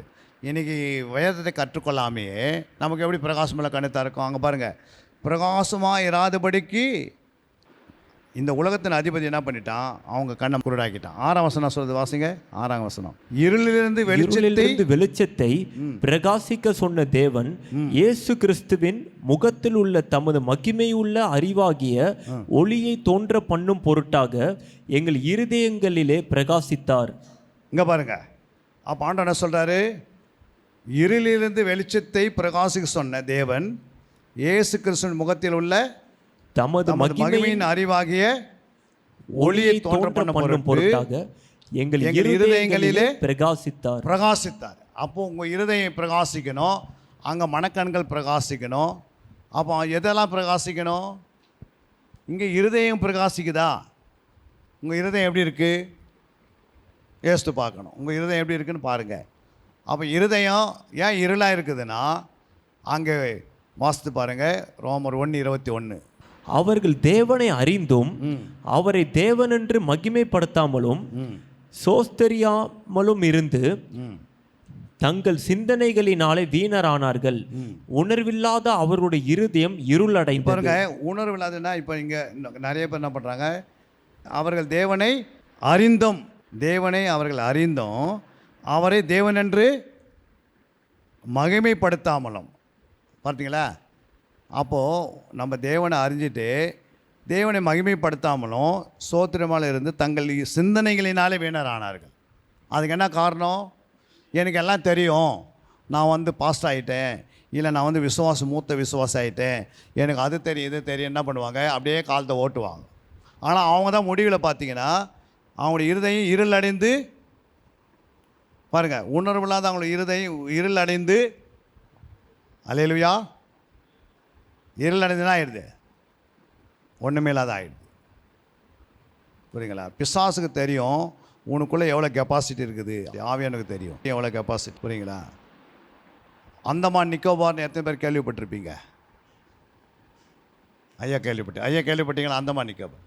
அந்த அந்தமான் நிக்கோபாரில் ஒரு பெரிய ஆலயம் கட்டி அந்த ஆலயத்தில் நிறைய பேர் ஆராதனை பண்ணுகிறாங்க.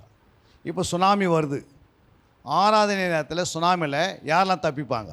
ஒரு சுனாமி வருது, ஏற்கனவே அதுக்குள்ளே 8000 பேர் இருக்கிறாங்க, ஆராதனை நடந்து கொண்டு இருக்கிறது.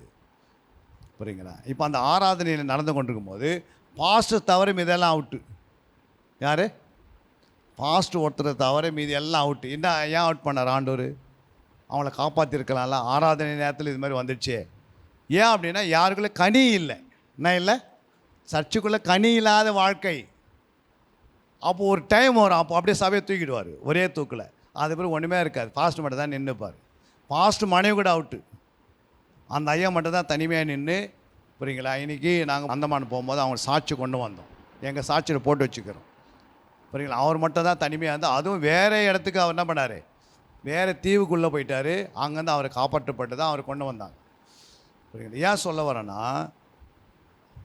சத்துரு தந்திரமாக என்ன பண்ணுவான், தேவனை கொஞ்சம் கொஞ்சமாக நீ அறிஞ்ச பிறகு உனக்குள்ளே கண்கள் பிரகாசம், அதனால் ஆண்டவர் விட்டு கொஞ்சம் கொஞ்சமாக விலகிடுவேன். எனக்கு எல்லாம் தெரியும், எனக்கு வந்து யாரும் சொல்ல வேண்டிய அவசியமே கிடையாது.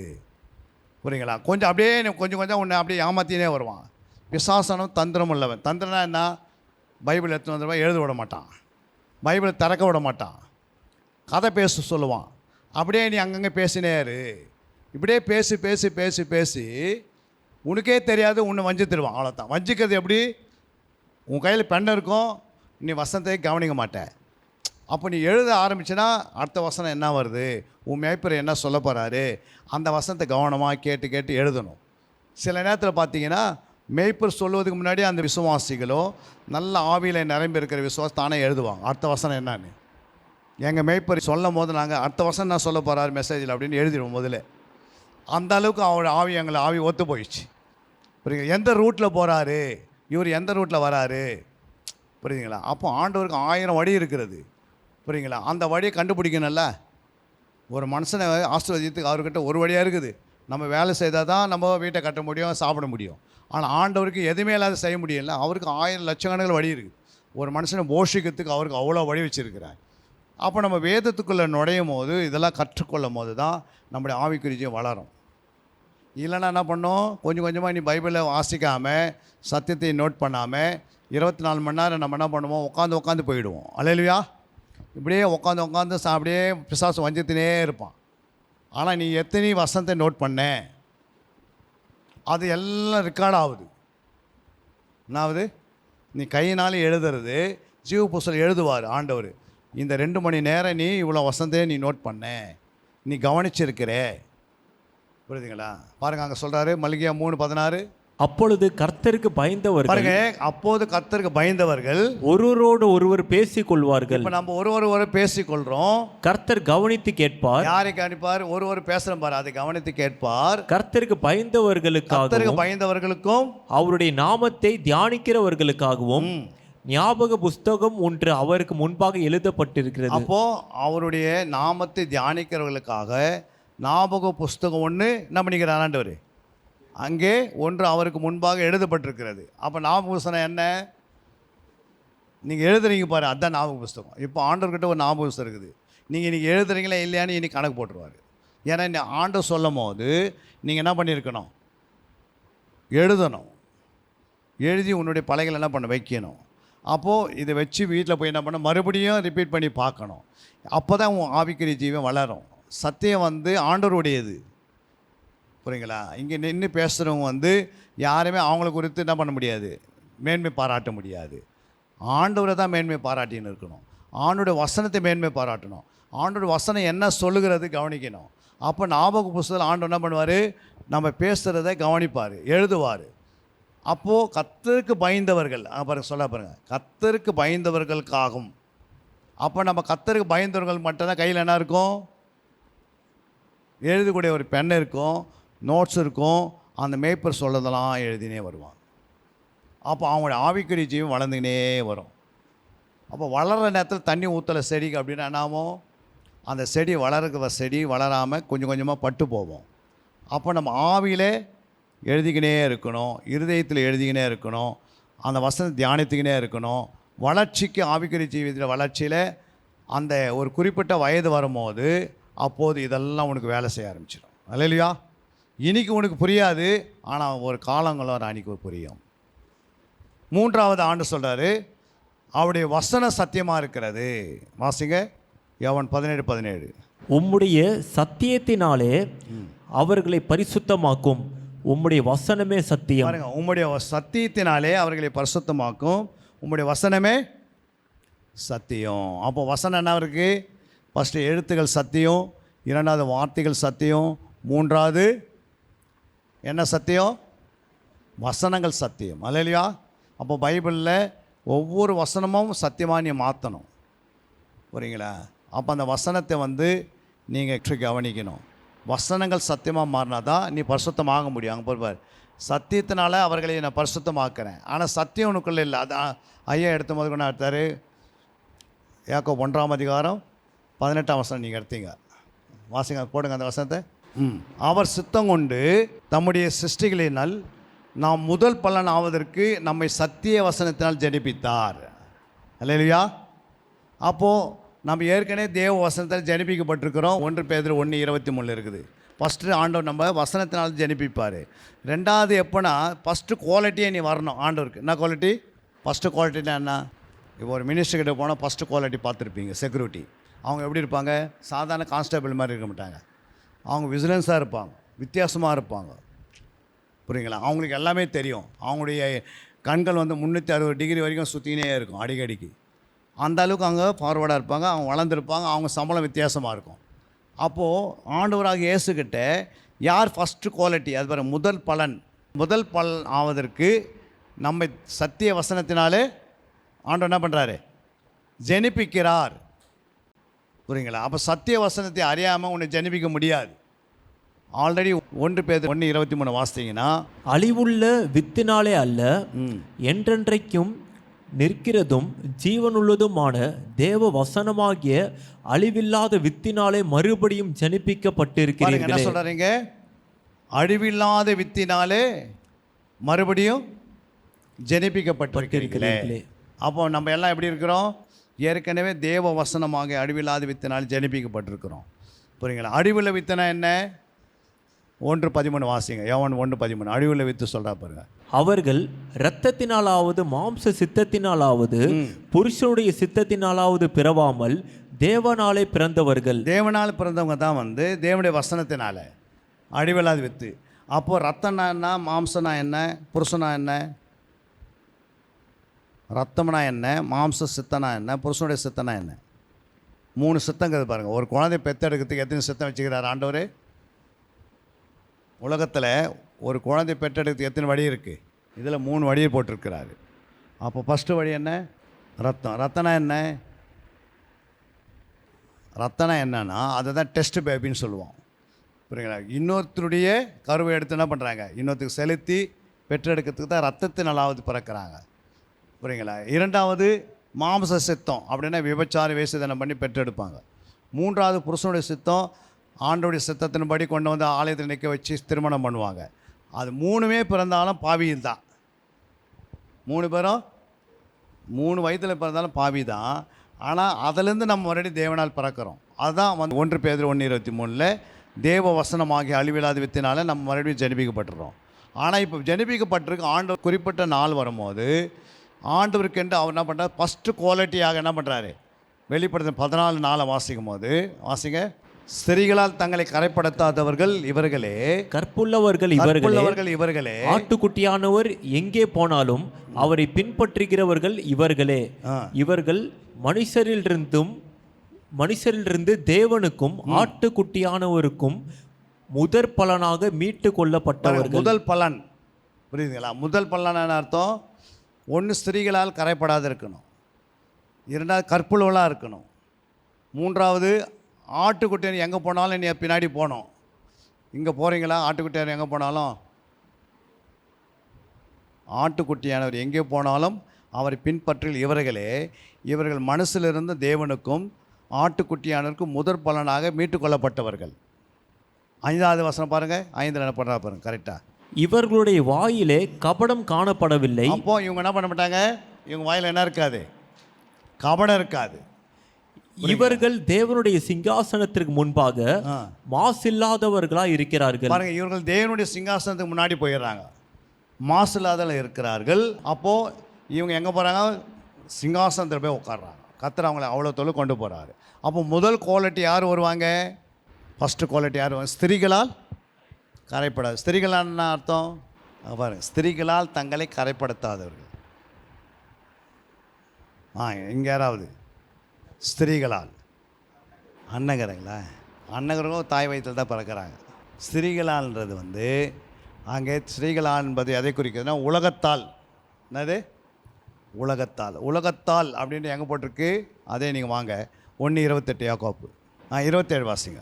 திக்கற்ற பிள்ளைகளும் விதவைகளும் படுகிற உபத்திரவத்திலே அவர்களை விசாரிக்கிறதும் உலகத்தால் கரைப்படாத அங்கே ஸ்திரீகளால் கரைப்படாதபடிக்கு, இங்கே உலகத்தால் கரைப்படாதபடிக்கு தன்னை காத்துக் கொள்கிறதுமாகவே பிதாவாகிய தேவனுக்கு முன்பாக மாசில்லாத சுத்தமான பக்தியாக இருக்கிறது. அப்போ உலகனா என்ன, உலகத்தால் கரைப்படாதுன்னா என்ன? 1 2:15-16 உலகத்தில் உள்ளவைகளிலும் அன்பு கூறாதிருங்கள். ஒருவன் உலகத்தில் அன்பு கூர்ந்தால் அவனிடத்தில் பிதாவின் அன்பு இல்லை.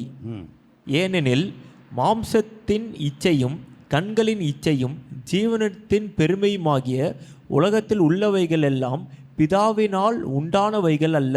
அப்போது இது உலகத்தில்.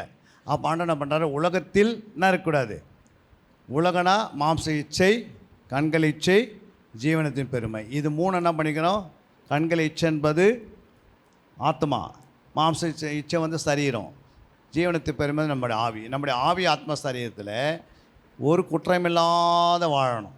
அதான் 1 தெசலோனிக்கர் 5:23. சமாதானத்தின் தேவன் தாமே உங்களை முற்றிலும் பரிசுத்தமாக்குவாராக. உங்கள் ஆவி ஆத்மா சரீரம் முழுவதும் நம்முடைய கர்த்தராகிய இயேசு கிறிஸ்து வரும்போது குற்றமற்றவர்களாக இருக்கும்படி காக்கப்படுவதாக. அப்போது இயேசு கிறிஸ்து வராரு, எப்போ வருவார், ரகசிய வருகையில் வரும்போது உங்கள் ஆவி ஆத்மா சரீரம் முழுவதும் எப்படி இருக்கணுமா, குற்றமற்றதாக இருக்கணும். ஒரு குற்றம் கூட அதில் இல்லைன்னா தப்பிக்கலாம். இப்போ குற்றம் அப்படின்னா, குற்றம் என்றால் மீறுதல், அக்கிரம், பாவம், இது 3 இணைக்கப்படுறது தான் குற்றம். அப்போ இந்த குற்றம் வந்து உங்களுக்குள்ளே இருந்துச்சுன்னா வரிகள் என்ன பண்ண முடியாது. இல்லைங்க நான் ஞானஸ்தானம் பெற்றேன், நான் திருவந்தை எடுத்துட்டேன், நான் பரலோகத்துக்கு போயிடுவேன், இதை அவங்க பண்ணுறாங்க. அவங்களும் ஞானஸ்தானம் எடுத்துகிட்டு திருவந்தை எடுத்துகிட்டு உட்காந்துக்கிறாங்க. புரியுங்களா? அவங்க போவாங்களா, நம்ம போவோமா? ஞானஸ்தானம் என்பது தேவனுக்கு நமக்கு உண்டாகிற உடன்படிக்கை. அல்லேலூயா. திருவந்தை என்பது அவரை நினைவு கூறுவதற்காக பாடுகள், உபத்திரம், துன்பங்களை குறித்து நம்ம நினைவு கூறுகிறோம். ஆனால் சபையில் சொல்கிற மேய்ப்பர் சொல்கிற காரியங்களில் நம்ம சமாதானத்தின் தேவன் தாம் உங்களை முற்றிலும் பரிசுத்தமாக்குவராக உங்கள் ஆவி ஆத்மா சரீரம் என்ன பண்ணியிருக்கணும் சொல்லுங்கள், திருவந்த இடத்துக்கு முன்னாடி பரிசுத்தமாக இருக்கணும். புரியுங்களா? ஞானஸ்தானம் எடுத்து நீ சபைக்குள்ளே வந்துட்ட பிறகு ஆண்டவருக்கும் உனக்கு ஒரு உடன்படிக்கை இருக்கணும். ஆண்டவர் விட்டு பிரியாத இருக்கணும். அப்போ தான் இதில் வளர முடியும். ஆண்டவர் விட்டு நீ விலகிட்டு எப்போ மாதத்துக்கு ஒரு நாள் பைபிள் படிச்சிக்கின்னு, இல்லை ஒரு 2 மாதத்துக்கு ஒரு முறை பைபிளை எடுத்துக்கின்னு, இல்லை வாரத்துக்கு ஒரு நாள் சர்ச்சுக்கு வந்து, இல்லை அதில் வந்து வேதத்தை எடுக்காமல் எழுதாமல் எதையும் நீ அபியாசம் பண்ணாமல் இப்படியே பிசாசான தந்திரமாக என்ன பண்ணுறான், இன்றைக்கி வலை போட்டு சபையில் வச்சுட்டான். நீ வேதத்தை எழுதாதே, உங்கள் மேய்ப்பர் சொல்லது எழுதாதே, அப்போ நீ வஞ்சிக்கப்பட்டிருக்குன்னு அர்த்தம். உன்னுடைய மேய்ப்பர் சொல்லும் போது அதை கவனிக்காதே, அது பிசாசு வஞ்சித்து கொண்டிருக்கிறான்னு அர்த்தம். இப்படியே கொஞ்சம் கொஞ்சமாக உன்னை வஞ்சித்து ஒரு நாள் உனக்குள்ளே வந்து அவனை செய்கிறான், அந்த இருளாக இருக்கிற அந்த இருதயத்தில் அந்த இருளை உண்டாக்கி உணர்வுள்ளதாக்கி விட்டுறான். நிறைய பரிசுத்தவான்கள் விடுவதுக்கு என்ன காரணம்னா, ஒரு குறிப்பிட்ட நாளில் தான் வேதம் கையில் இருக்கும், ஒரு குறிப்பிட்ட நாளில் தான் அவங்களுக்குள்ள என்ன இருக்கும், பெண் இருக்கும். அதுக்கு பிறகு பாருங்கள், அவங்க வஞ்சிக்கிறது பிசாசு தந்திரமாக வஞ்சித்துனே இருப்பான். புரியுங்களா? நம்ம எந்த ஸ்பாட்டில் இருந்தாலும், எந்த உபதேசத்தில் உபதேசித்தாலும், நீங்கள் எதை கேட்டாலும் உன் கையில் என்ன இருக்கணும், ஒரு பென் இருக்கணும், ஒரு நோட் இருக்கணும், எழுதிக்கினே வரணும், மறுபடியும் அதை ரிப்பீட் பண்ணி பார்த்துக்கினே இருக்கணும். ஏன்னா அன்றைக்கி ஆண்டவர் உன்னோட பேசிடுவார். உனக்கு வர வேண்டிய அத்தனை ஆசிரியர் அன்றைக்கி தான் கொடுத்துருப்பாரு.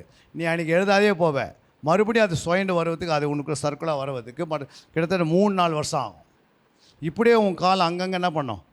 அதனால தான் வந்து சபையில் ஒருத்தர் வியாதியாக இருந்தாங்கன்னா ஒரே ஊழியக்காரை வச்சு வியாதி எடுக்கிறதில்ல. புரியுங்களா?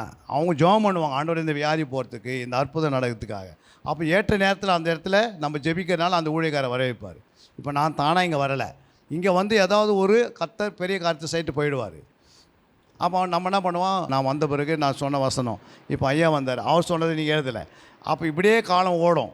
ஒரு நாள் வரும்போது அந்த ஆத்மா இருள் அடைந்து அது என்ன பண்ணோம், தேவன்கிட்ட விலகிடும். ஆனால் சபையில் தான் உட்காந்துருப்பாங்க. இது மாதிரி நிறைய ஊழியர்களை பார்த்துருக்குறோம், விசுவாசியில் பார்த்துருக்குறோம். அவங்க வாழ்க்கையில் பார்த்தீங்கன்னா இருள் அவ்வளோ வேகமாக வந்து உள்ள சுந்துடும். அப்போ நம்முடைய வாழ்க்கை ஆவிக்குரிய ஜீவியத்தில் வேத வசனங்கள் கர்த்தருடையது என்று ஃபஸ்ட்டு நமக்கு அந்த உணர்வு இருக்கணும். 2வது, சத்தியத்தை பேசுகிறவங்க இது ஆவியான பேசுகிறாருன்னு உணர்வு இருக்கணும். 3வது, அதை எழுதுவதற்கு நமக்கு திறமை இருக்கணும். திறமை உள்ளவர் கர்த்தர் சபையில் என்ன பண்ணுறாரு, தெரிந்து கொள்கிறாரு. அப்போ இதெல்லாம் உன் வாழ்க்கையில் நீங்கள் வளர்ந்து வரணும். புரியுங்களா? யாராக இருந்தாலும் என்ன பண்ண, படிப்பே அறிவில்லாதவங்க கூட பேதறியாகணும். அவங்களே என்ன பண்ண, வேதத்தை எழுதினார்கள். அப்போ இதெல்லாம் உன் வாழ்க்கையில் வளர்ந்து வரும்போது கொஞ்சம் கொஞ்சமாக என்ன பண்ணுற, நீ உன் ஆவிக்குறிச்சியும் வளர்ந்துருது. விடுதலையோடு நீ வாழ்வ. சீக்கிரமாக ஆண்டோட வரிகள் என்ன பண்ணுற, ஆண்டவர் அறிகிற அறிவில் வளர்ந்து, வேத அறிவில் வளர்ந்து, சத்தியத்தை அறிகிற அறிவில் வளர்ந்து பரிசுத்தமாக ஜீவிக்க முடியும். அல்லேலூயா. 4வது நாம் பார்க்குறோம், சத்திய வசனம் அப்படின்னா என்ன? 1 எழுத்துக்கள் சத்தியம், எழுத்துக்கள் சத்தியம் வாஸ்தவம், வார்த்தைகள் சத்தியம். 3வது வசன சத்தியம். 4வது அங்கே பாருங்கள், மல்கியா புஸ்தகத்தை எடுங்க, மல்கியா 2:6. சத்திய வேதம் அவன் வாயில் இருந்தது, அவனுடைய உதடுகளில் அநியாயம் காணப்படவில்லை. அல்லேலூயா. பாருங்கள், அங்கே என்ன சொல்கிறார், சத்திய வேதம் அவன் வாயில் இருந்தது. இன்னொரு வசனம் கூட நீங்கள் வாசிங்க, 7ஆம் வசனம். ஆசாரியனுடைய உதடுகள் அறிவை காக்க வேண்டும், வேதத்தை அவன் வாயிலே தேடுவார்களே, அவன் சேனைகளுடைய கர்த்தரின் தூதன். அப்போ வேதனா என்ன? உன் கையில் வேதம் இருக்கலாம், அது என்னது? வேதனா 66 புத்தகம். என்னது வேதனா? என்ன? 66 புத்தகம் சேர்ந்து தான் ஒரு வேதம். இந்த 66 புத்தகத்தை தான் ஆண்டவர் சொல்கிறாரு, வேதத்தை அவன் வாயிலே தேடுவார்களே. அப்படின்னா நம்முடைய வாயில் என்ன இருக்கணும், வேதம் இருந்தால் தான் சத்தியம் வெளிப்பட்டுக்கினே இருக்கும். அல்லேலூயா. அப்போ வேதம் இருக்கணும். அப்போ இந்த வேதத்தை இரவு பகலாம் கவனிச்சினே வந்தால் தான் இந்த 66 புத்தகங்களுக்கு இயேசு மட்டும் நீ உறிஞ்சி நல்லா ஆண்டுடைய வசனங்கள் சத்தியில் வளர்ந்தனா இயேசுவே உனக்கு என்ன பண்ணுற, பூரண விடுதலை தந்துடுறாரு. அல்லேலூயா. அது மட்டும் இல்லை, சங்கீதம் 119:42 வசனம். அப்பொழுது என்னை நிந்திக்கிறவனுக்கு உத்தரவு சொல்லுவேன், உம்முடைய வசனத்தை நம்பி இருக்கிறேன், சத்திய வசனம் முற்றிலும் என் வாயில் நின்று நீங்க விடாதேயும். அப்போது சத்திய வசனம் எங்கே இருக்கணும்? உன் வாயில் இருக்கணும் எப்பவுமே. அல்லேலூயா. அப்போ சத்திய வசனம் வாயில் இருந்தால் தான் அது விடுதலை உண்டாக்கி தரும். வசனம் இருக்கும் நிறைய பேர்கிட்ட, ஆனால் சத்திய வசனம் இருக்கா? அந்த வசனத்தை நீ சத்தியமாக மாற்றுக்கிறையா? அப்போ இங்கே தான் ஆண்டவர் என்ன சொல்கிறாரு, எபேசியர் 6:14 வாசனம்ல சத்தியம் என்னும் கச்சையை உங்கள் அறையிலே கட்டினவர்களாயும். போதும். அப்போ சத்தியம் என்ன கச்சையை என்ன பண்ணியிருக்கணும்? அப்போது ஒரு நல்ல யுத்த வீரனுக்கு ஃபஸ்ட்டு சத்தியம் தெரியணும். புரியுங்களா? வசனம் தெரியணும், சத்தியமும் தெரியணும். இது ரெண்டுத்துலேயும் பிரில்லியண்ட்டாக இருந்தால் தான் பிசாசை மேற்கொள்ள முடியும். இல்லைன்னா பிசாசு அவன் ரூட் என்ன பண்ணுறான் நமக்கு, அவனுடைய ரூட் என்னன்னா, ஒன்று வஞ்சகம், ரெண்டாவது தந்திரம், மூன்றாவது ஏமாற்றுவான், நான்காவது எதிர்ப்பான், ஐந்தாவது சொல்லுங்கள், ஐந்தாவது என்ன செய்வான்? கீழ்ப்படியாமக்கு அவன் வழியை வகுப்பான். இதெல்லாம் கொஞ்சம் கொஞ்சமாக என்ன பண்ணுவான்? நம்ம உட்கார்ந்த அவன ஆண்ட சமூகத்தில் அவனுக்கு இந்த உள்ள வரத்துக்கு அவனுக்கு ரூல்ஸ் இருக்குது. அல்லேலூயா. ஐயோ நான் இங்கெல்லாம் வரமாட்டேன் அப்படிலாம் இல்லை. புரியுங்களா? அவனை வச்சு தான் நம்ம வளர்கிறோம். பிசாசு நம்மளை எவ்வளோ எதிர்க்கிறானோ அவ்வளோ நம்ம வளர்ந்து பெறுகிறோம். ஒரு வைராக்கியம் வந்துடுது, ஒரு பாரம் வந்துடுது, பிசாசு மேற்கொண்டு அவனை ஒன்றுமில்லாத அதமாக்கணுன்னு. அப்போது நம்ம பிசாசுக்கு எதிர்த்து நின்று போராடி மேலே வரோம் ஜபத்தில். அல்லேலூயா. ஏதோ நம்ம பிசாசு நமக்கு இருக்கிறான், ரோதனை கொண்டான், நம்ம வளர்ச்சிக்காக தான் அவன் என்ன பண்ண நம்ம எதிர்க்கிறான் அவனை. அல்லேலூயா. அப்போ எதிரியே இல்லை அப்படின்னா நம்ம வளர மாட்டோம். எதிரியே இல்லை அப்படின்னா நம்ம ஜெபம் பண்ண மாட்டோம். எதிரியே இல்லை அப்படின்னா வசனத்தை எடுக்க மாட்டோம். எதிரியே இல்லைன்னா என்ன பண்ண மாட்டோம்? தேவ ஆலயத்துக்கு வர மாட்டோம். இப்போ எதிரியேக்குள்ளேயே இருக்கிறாங்க பாருங்கள், அவங்க தான் நம்ம நிர்விசாரமாக சபைக்கு வரதில்லை. அப்புறம் வேதத்தை குறித்து அவங்க மேலே வாஞ்சி இல்லை, வேதத்து மேலே வாஞ்சி இல்லை, அது மேலே அவங்களுக்கு என்ன இல்லை, கருசனை இல்லை. ஏதோ ஃபாஸ்ட் மட்டும் வசனத்தை பேசினா போதும், நம்ம கேட்டு உக்காந்தா போதும் அப்படின்னு சில குடும்பம் என்ன ஆகுது, கேட்டால் போதுன்ற அளவுக்கு தான் இருப்பாங்க. எழுதக்கூடிய அளவோ இல்லை அவங்கள எழுத வைக்கிறதுக்கோ அவங்களுக்கு நம்ம பெண்ணை வாங்கி கையில் கொடுத்தோட எழுத மாட்டாங்க. ஏன்னா அவங்க ஏற்கனவே பிசாசின் பிடியில் தான் இருப்பாங்க சபைக்குள்ளே இருந்தாலும். ஆனால் அதுக்காக மேய்ப்பர் போராடுவார், ஆண்டவர் போராடுவார். ஆனால் அந்த போராடுனா கூட இப்போது அனானியா சபையரில் அனானியாவும் சபையெல்லாம் என்ன பண்ணாங்க, அந்த பண விஷயத்தில் அவங்க தப்பு பண்ணுறாங்க. ஆனால் ஆவியன் சொல்லாத இருந்தார். 5ஆம் அதிகாரம் 5ஆம் வசனம் வாசித்தீங்கன்னா பாருங்கள், அப்போஸ்தலர் 5 4ஆம் வசனம். அதை விற்கும் முன்னே அது உன்னுடையதா இருக்கவில்லையோ, அதை விற்ற பின் அதன் கிரயம் உன் வசத்தில் இருக்கவில்லையோ, நீ உன் இருதயத்தில் இப்படிப்பட்ட எண்ணம் கொண்டதென்ன, நீ மனுஷனிடத்தில் அல்ல தேவனிடத்தில் பொய் சொன்னாய் என்றான். தேவன் எங்கே இருக்கிறாரு? ஆவியானவர் உள்ளே இருக்கிறாரு. இப்போ அனனியா சபையில் அந்த அபிஷேகத்தை பெற்றிருந்தாங்க. ஆனால் உள்ளே இருக்கிற ஆவியானவருக்கு இவங்க என்ன பண்ணுறாங்க? ஆவியானவத்திலே போய் சொல்கிறாங்க. புரியுங்களா? அதனால தான் பேதர் கரெக்டாக கண்டுபிடிக்கிறாரு. அதே நீங்கள் 6ஆம் வசனம் வாசித்து பாரு. வாலிபர் எழுந்து அவனை வெளியே எடுத்து கொண்டு போய் அடக்கம் பண்ணினார்கள். அடுத்தது ஏறக்குறைய 3ஆம் மணி நேரத்திற்கு பின்பு அவனுடைய மனைவி நடந்ததை அறியாமல் உள்ளே 3ஆம் மணி நேரம் அன்றைக்கே சபை எப்படி நடந்துருக்குது? ஃபஸ்ட்டு சர்வீஸ் 3 மணி நேரம் முடிஞ்சு அப்புறம் 3ஆம் மணி நேரம் 2வது சர்வீஸ் ஆரம்பமாகுது. ஃபஸ்ட்டு சர்வீஸில் யார் வந்தது? அம்மா வந்தாங்க. ஃபஸ்ட்டு அவர் என்ன பண்ணார்? அனானியா மனைவி அமுச்சு விட்டார், போய் ஃபஸ்ட்டு என்ன பண்ணு, என்ன தான் நடக்குது பாரு பாஸ்டர் என்ன சொல்கிறாருன்னு. இருக்கமா இருக்காதா? கரெக்டாக 3 மணி நேரம் முடிஞ்ச பிறகு யார் வர்றது? இப்போது ஏறக்குறைய 3 மணி நேரத்துக்கு பின்பு அவனுடைய மனைவியாக நடந்ததை அறியாமல். ஃபஸ்ட்டு யார் வந்தது? அனானியா வந்தால் செத்துட்டாரா? இப்போ யார் வர்றது? இப்போ அனானியா அந்தம்மா வராங்க. இப்போ இவங்க என்னாவது நடந்ததை அறியாமல் உள்ள வந்தால். 8ஆம் வசனம். பேதுரு அவளை நோக்கி நிலத்தை இவ்வளவுக்கு தானா விற்றீர்கள், எனக்கு சொல் என்றான். அவள் ஆம் இவ்வளவுக்கு தான் என்றாள். 9. பேதுரு அவளை நோக்கி கர்த்தருடைய ஆவியை சோதிக்கிறதற்கு நீங்கள் ஒருமனப்பட்டதென்ன? இதோ உன் புருஷனை அடக்கம் பண்ணினவர்களுடைய கால்கள் வாசல் படியிலே வந்திருக்கிறது, உன்னையும் வெளியே கொண்டு போவார்கள் என்றான். உடனே அவள் அவனுடைய பாதத்தில் விழுந்து ஜீவனை விட்டாள். வாலிபர் உள்ளே வந்து அவள் மரித்து போனதை கண்டு அவளை வெளியே எடுத்து கொண்டு போய் அவளுடைய புருஷன் அண்டையிலே அடக்கம் பண்ணினார்கள். இப்போ பேதனா சொல்றாரு, நீ தேவ ஆவியிடத்தில் போய் என்ன சொல்ற, வஞ்சிக்கப்பட்டாயின்றாரு. தேவ ஆவியிடத்தில் போய் சொன்னாய் அப்படின்றாரு. அங்கன்னா தேவனிடத்தில் நீ தேவனுடைய சோதித்தியா அப்படின்றாரு. தேவனே நீ சோதித்த அப்படின்றாரு. அப்போ பாருங்கள், 2 பேருமே என்ன பண்ணுறாங்க, அவங்களுக்குள்ள ஆவியானவர் இருந்தும் நிர்விசாரமாக வராங்க. அதே போல் தான் கடைசி காலத்தில் சபை மேலே ஆவியான இறங்கி வரும்போது இந்த நிர்விசாரமான இருக்கிறவங்க இழந்து போயிடுவாங்க ஆத்மாவை. ஆனால் யார் வசனத்து மேலேயும் ஜெபத்தின் மேலேயும் கர்த்தர் கொடுக்குற வார்த்தையின் மேலும் அதை எழுதுவதிலே அது மேலே அவங்க முழு நேரத்தையும் முழு நேரங்களையும் ஆண்டவருடைய பாதத்தில் உட்காந்து கேட்டு எழுதுகிறாங்க பாருங்கள். அவங்களுடைய எழுத்தினால இருதயத்தில் எழுதப்படுகிறது.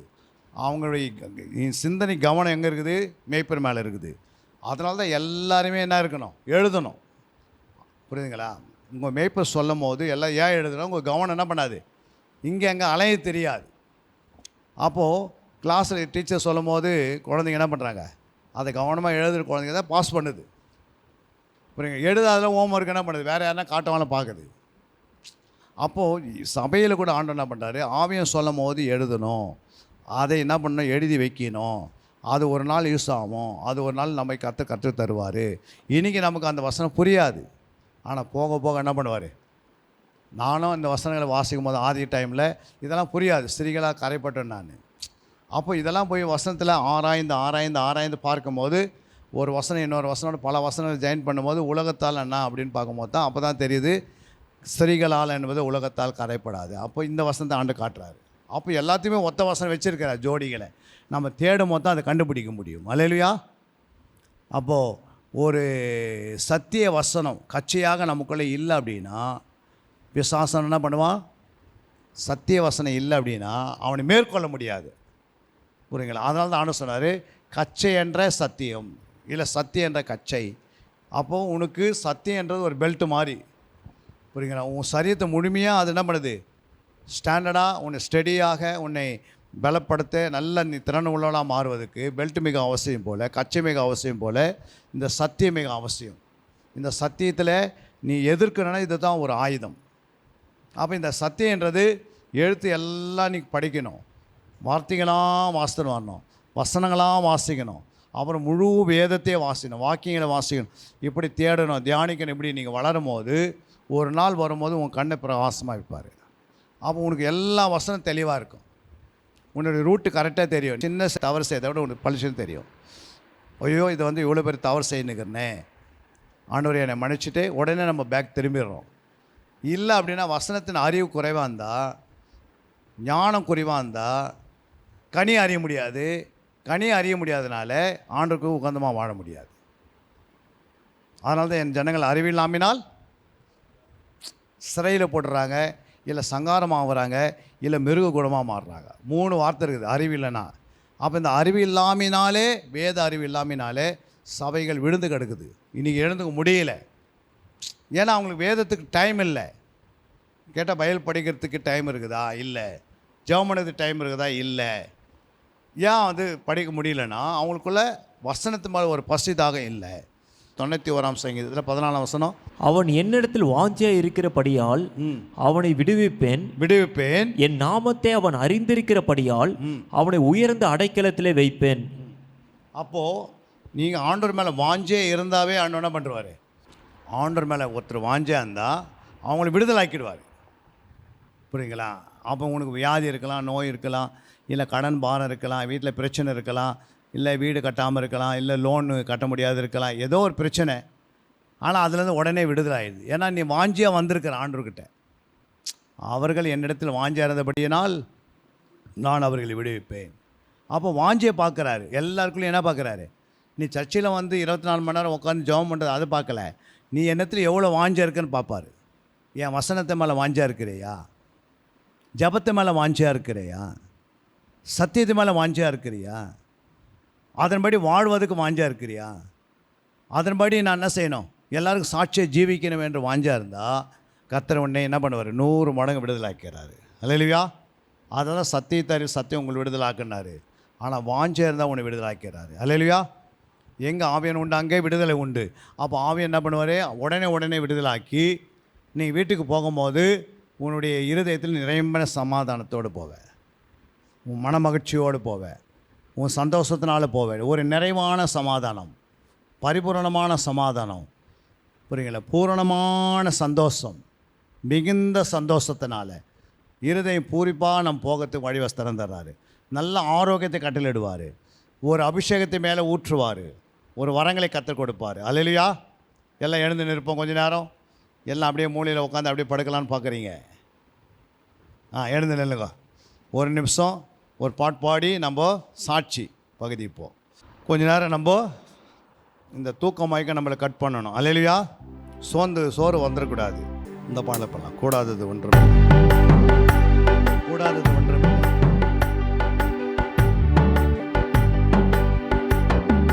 கூடாதது ஒன்றுமில்லையே,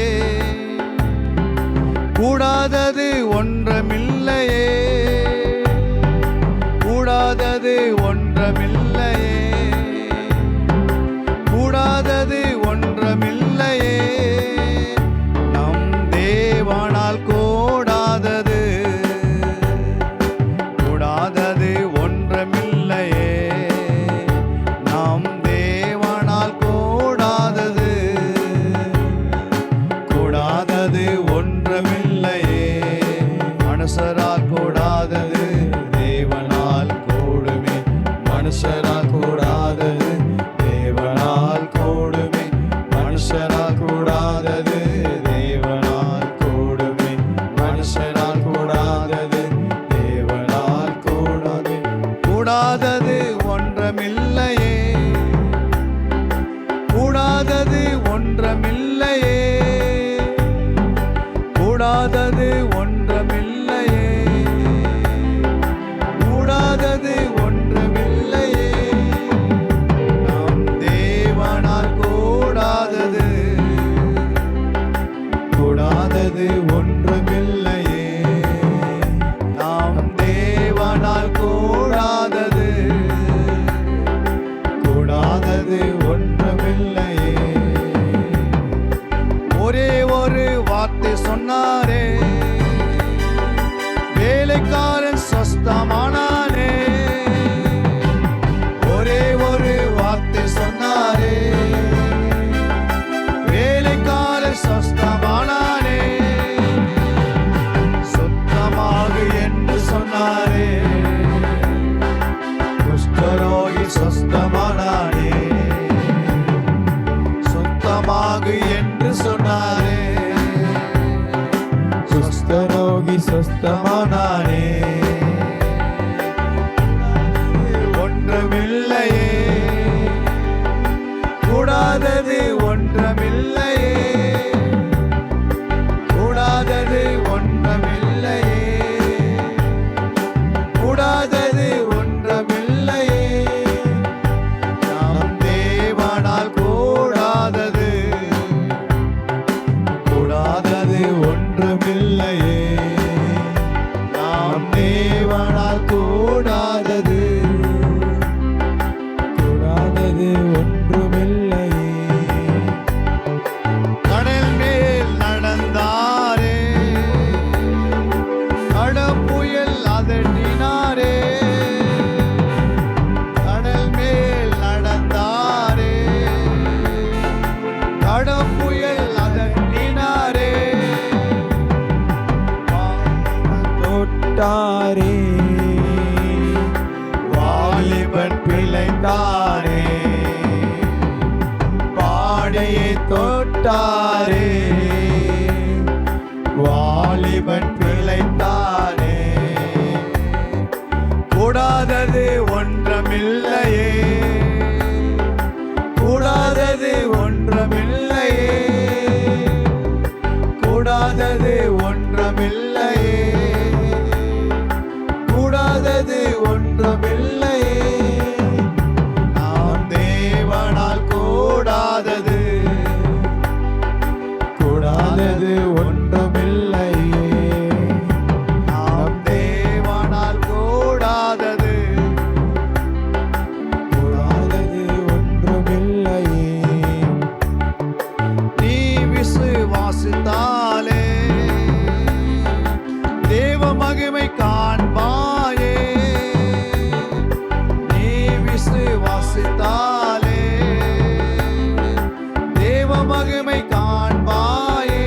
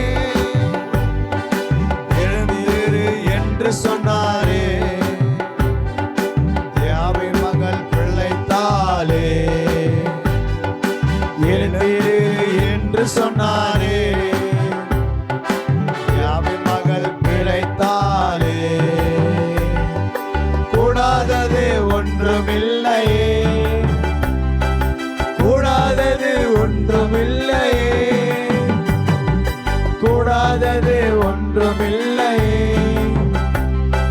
கூடாதது ஒன்றுமில்லையே, நாம் தேவனால் கூடாதது,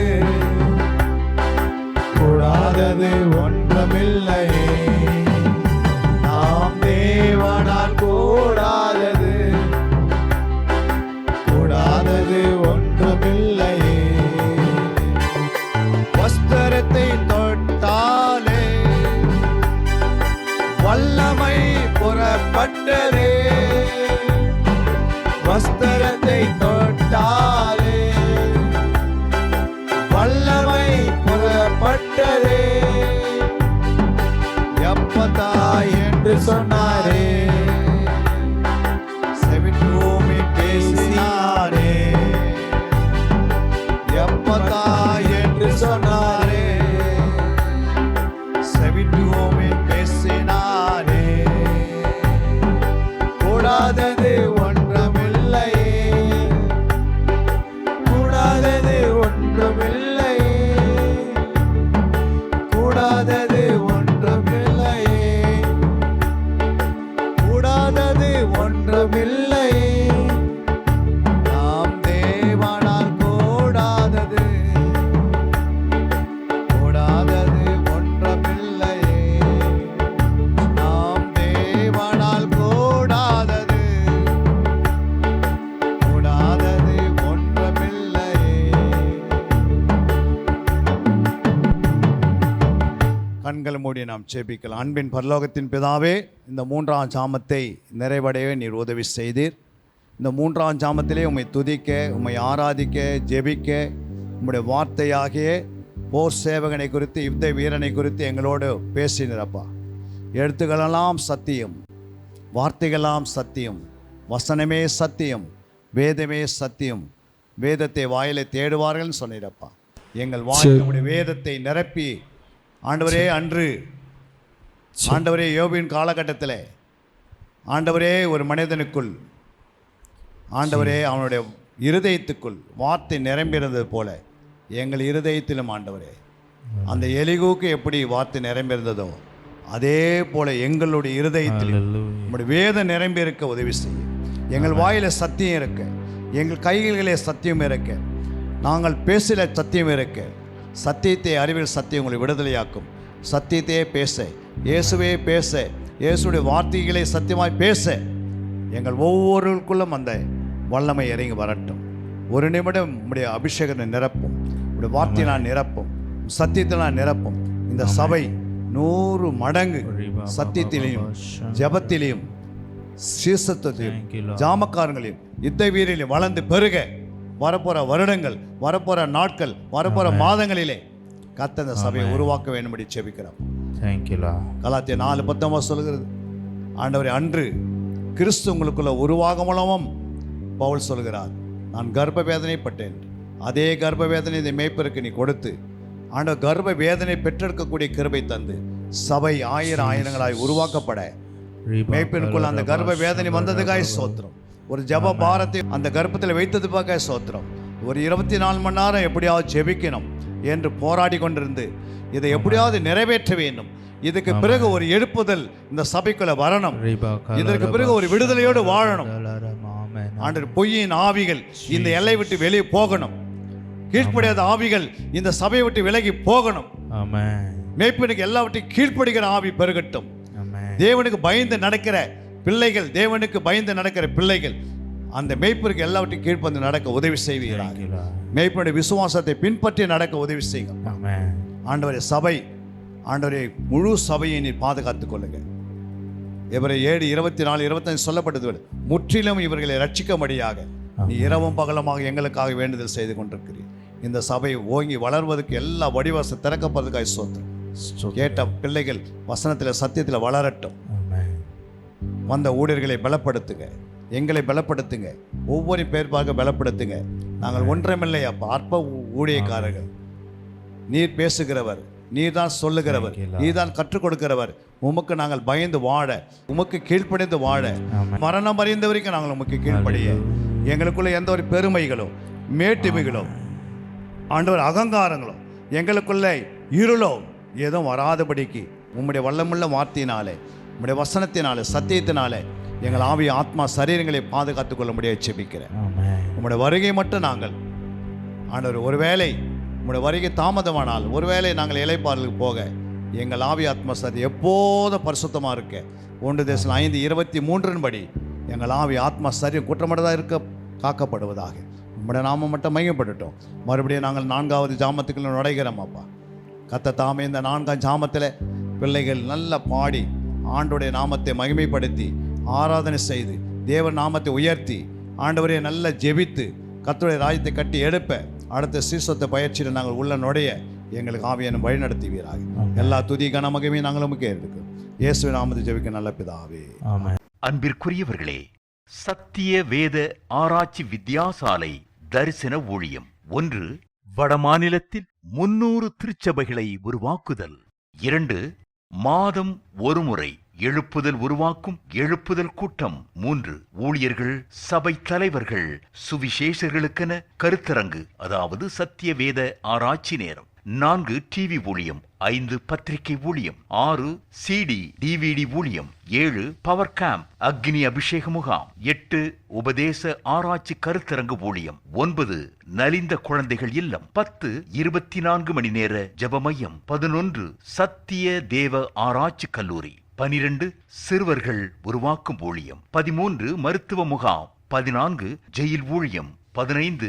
கைப்பிரதி ஊழியம். 16. கிராம ஊழியம். 17. மிஷனரியை உருவாக்கும் ஊழியம். 18. நன்றி துதி ஆராதனை கூட்டங்கள். 19. சமூக நலப்பணிகள் ஊழியம். 20. இன்டர்நெட் மூலமாக ஆன்லைன் படிப்புகள். இது விரைவில் வரவிருக்கின்றது. 21. தேவனுடைய வருகைக்கு ஆயத்தப்படுத்துதல். இதனுடைய நோக்கங்கள்: 1 கோடி சீடர்கள் உருவாகுதல், 1 கோடி ஜாமக்காரர்கள் உருவாகுதல், 1 கோடி யுத்த வீரர்கள் உருவாகுதல், 1 கோடி ஊழியர்கள் உருவாகுதல். தரிசனத்தை அவன் கண்டபோது அவர்களுக்கு சுவிசேஷத்தை அறிவிக்கும்படி கர்த்தர் எங்களை அழைத்தார். புறப்பட்டு போக பிரயத்தனம் பண்ணி. அப்போஸ்தலர் நடபடிகள் 16:10.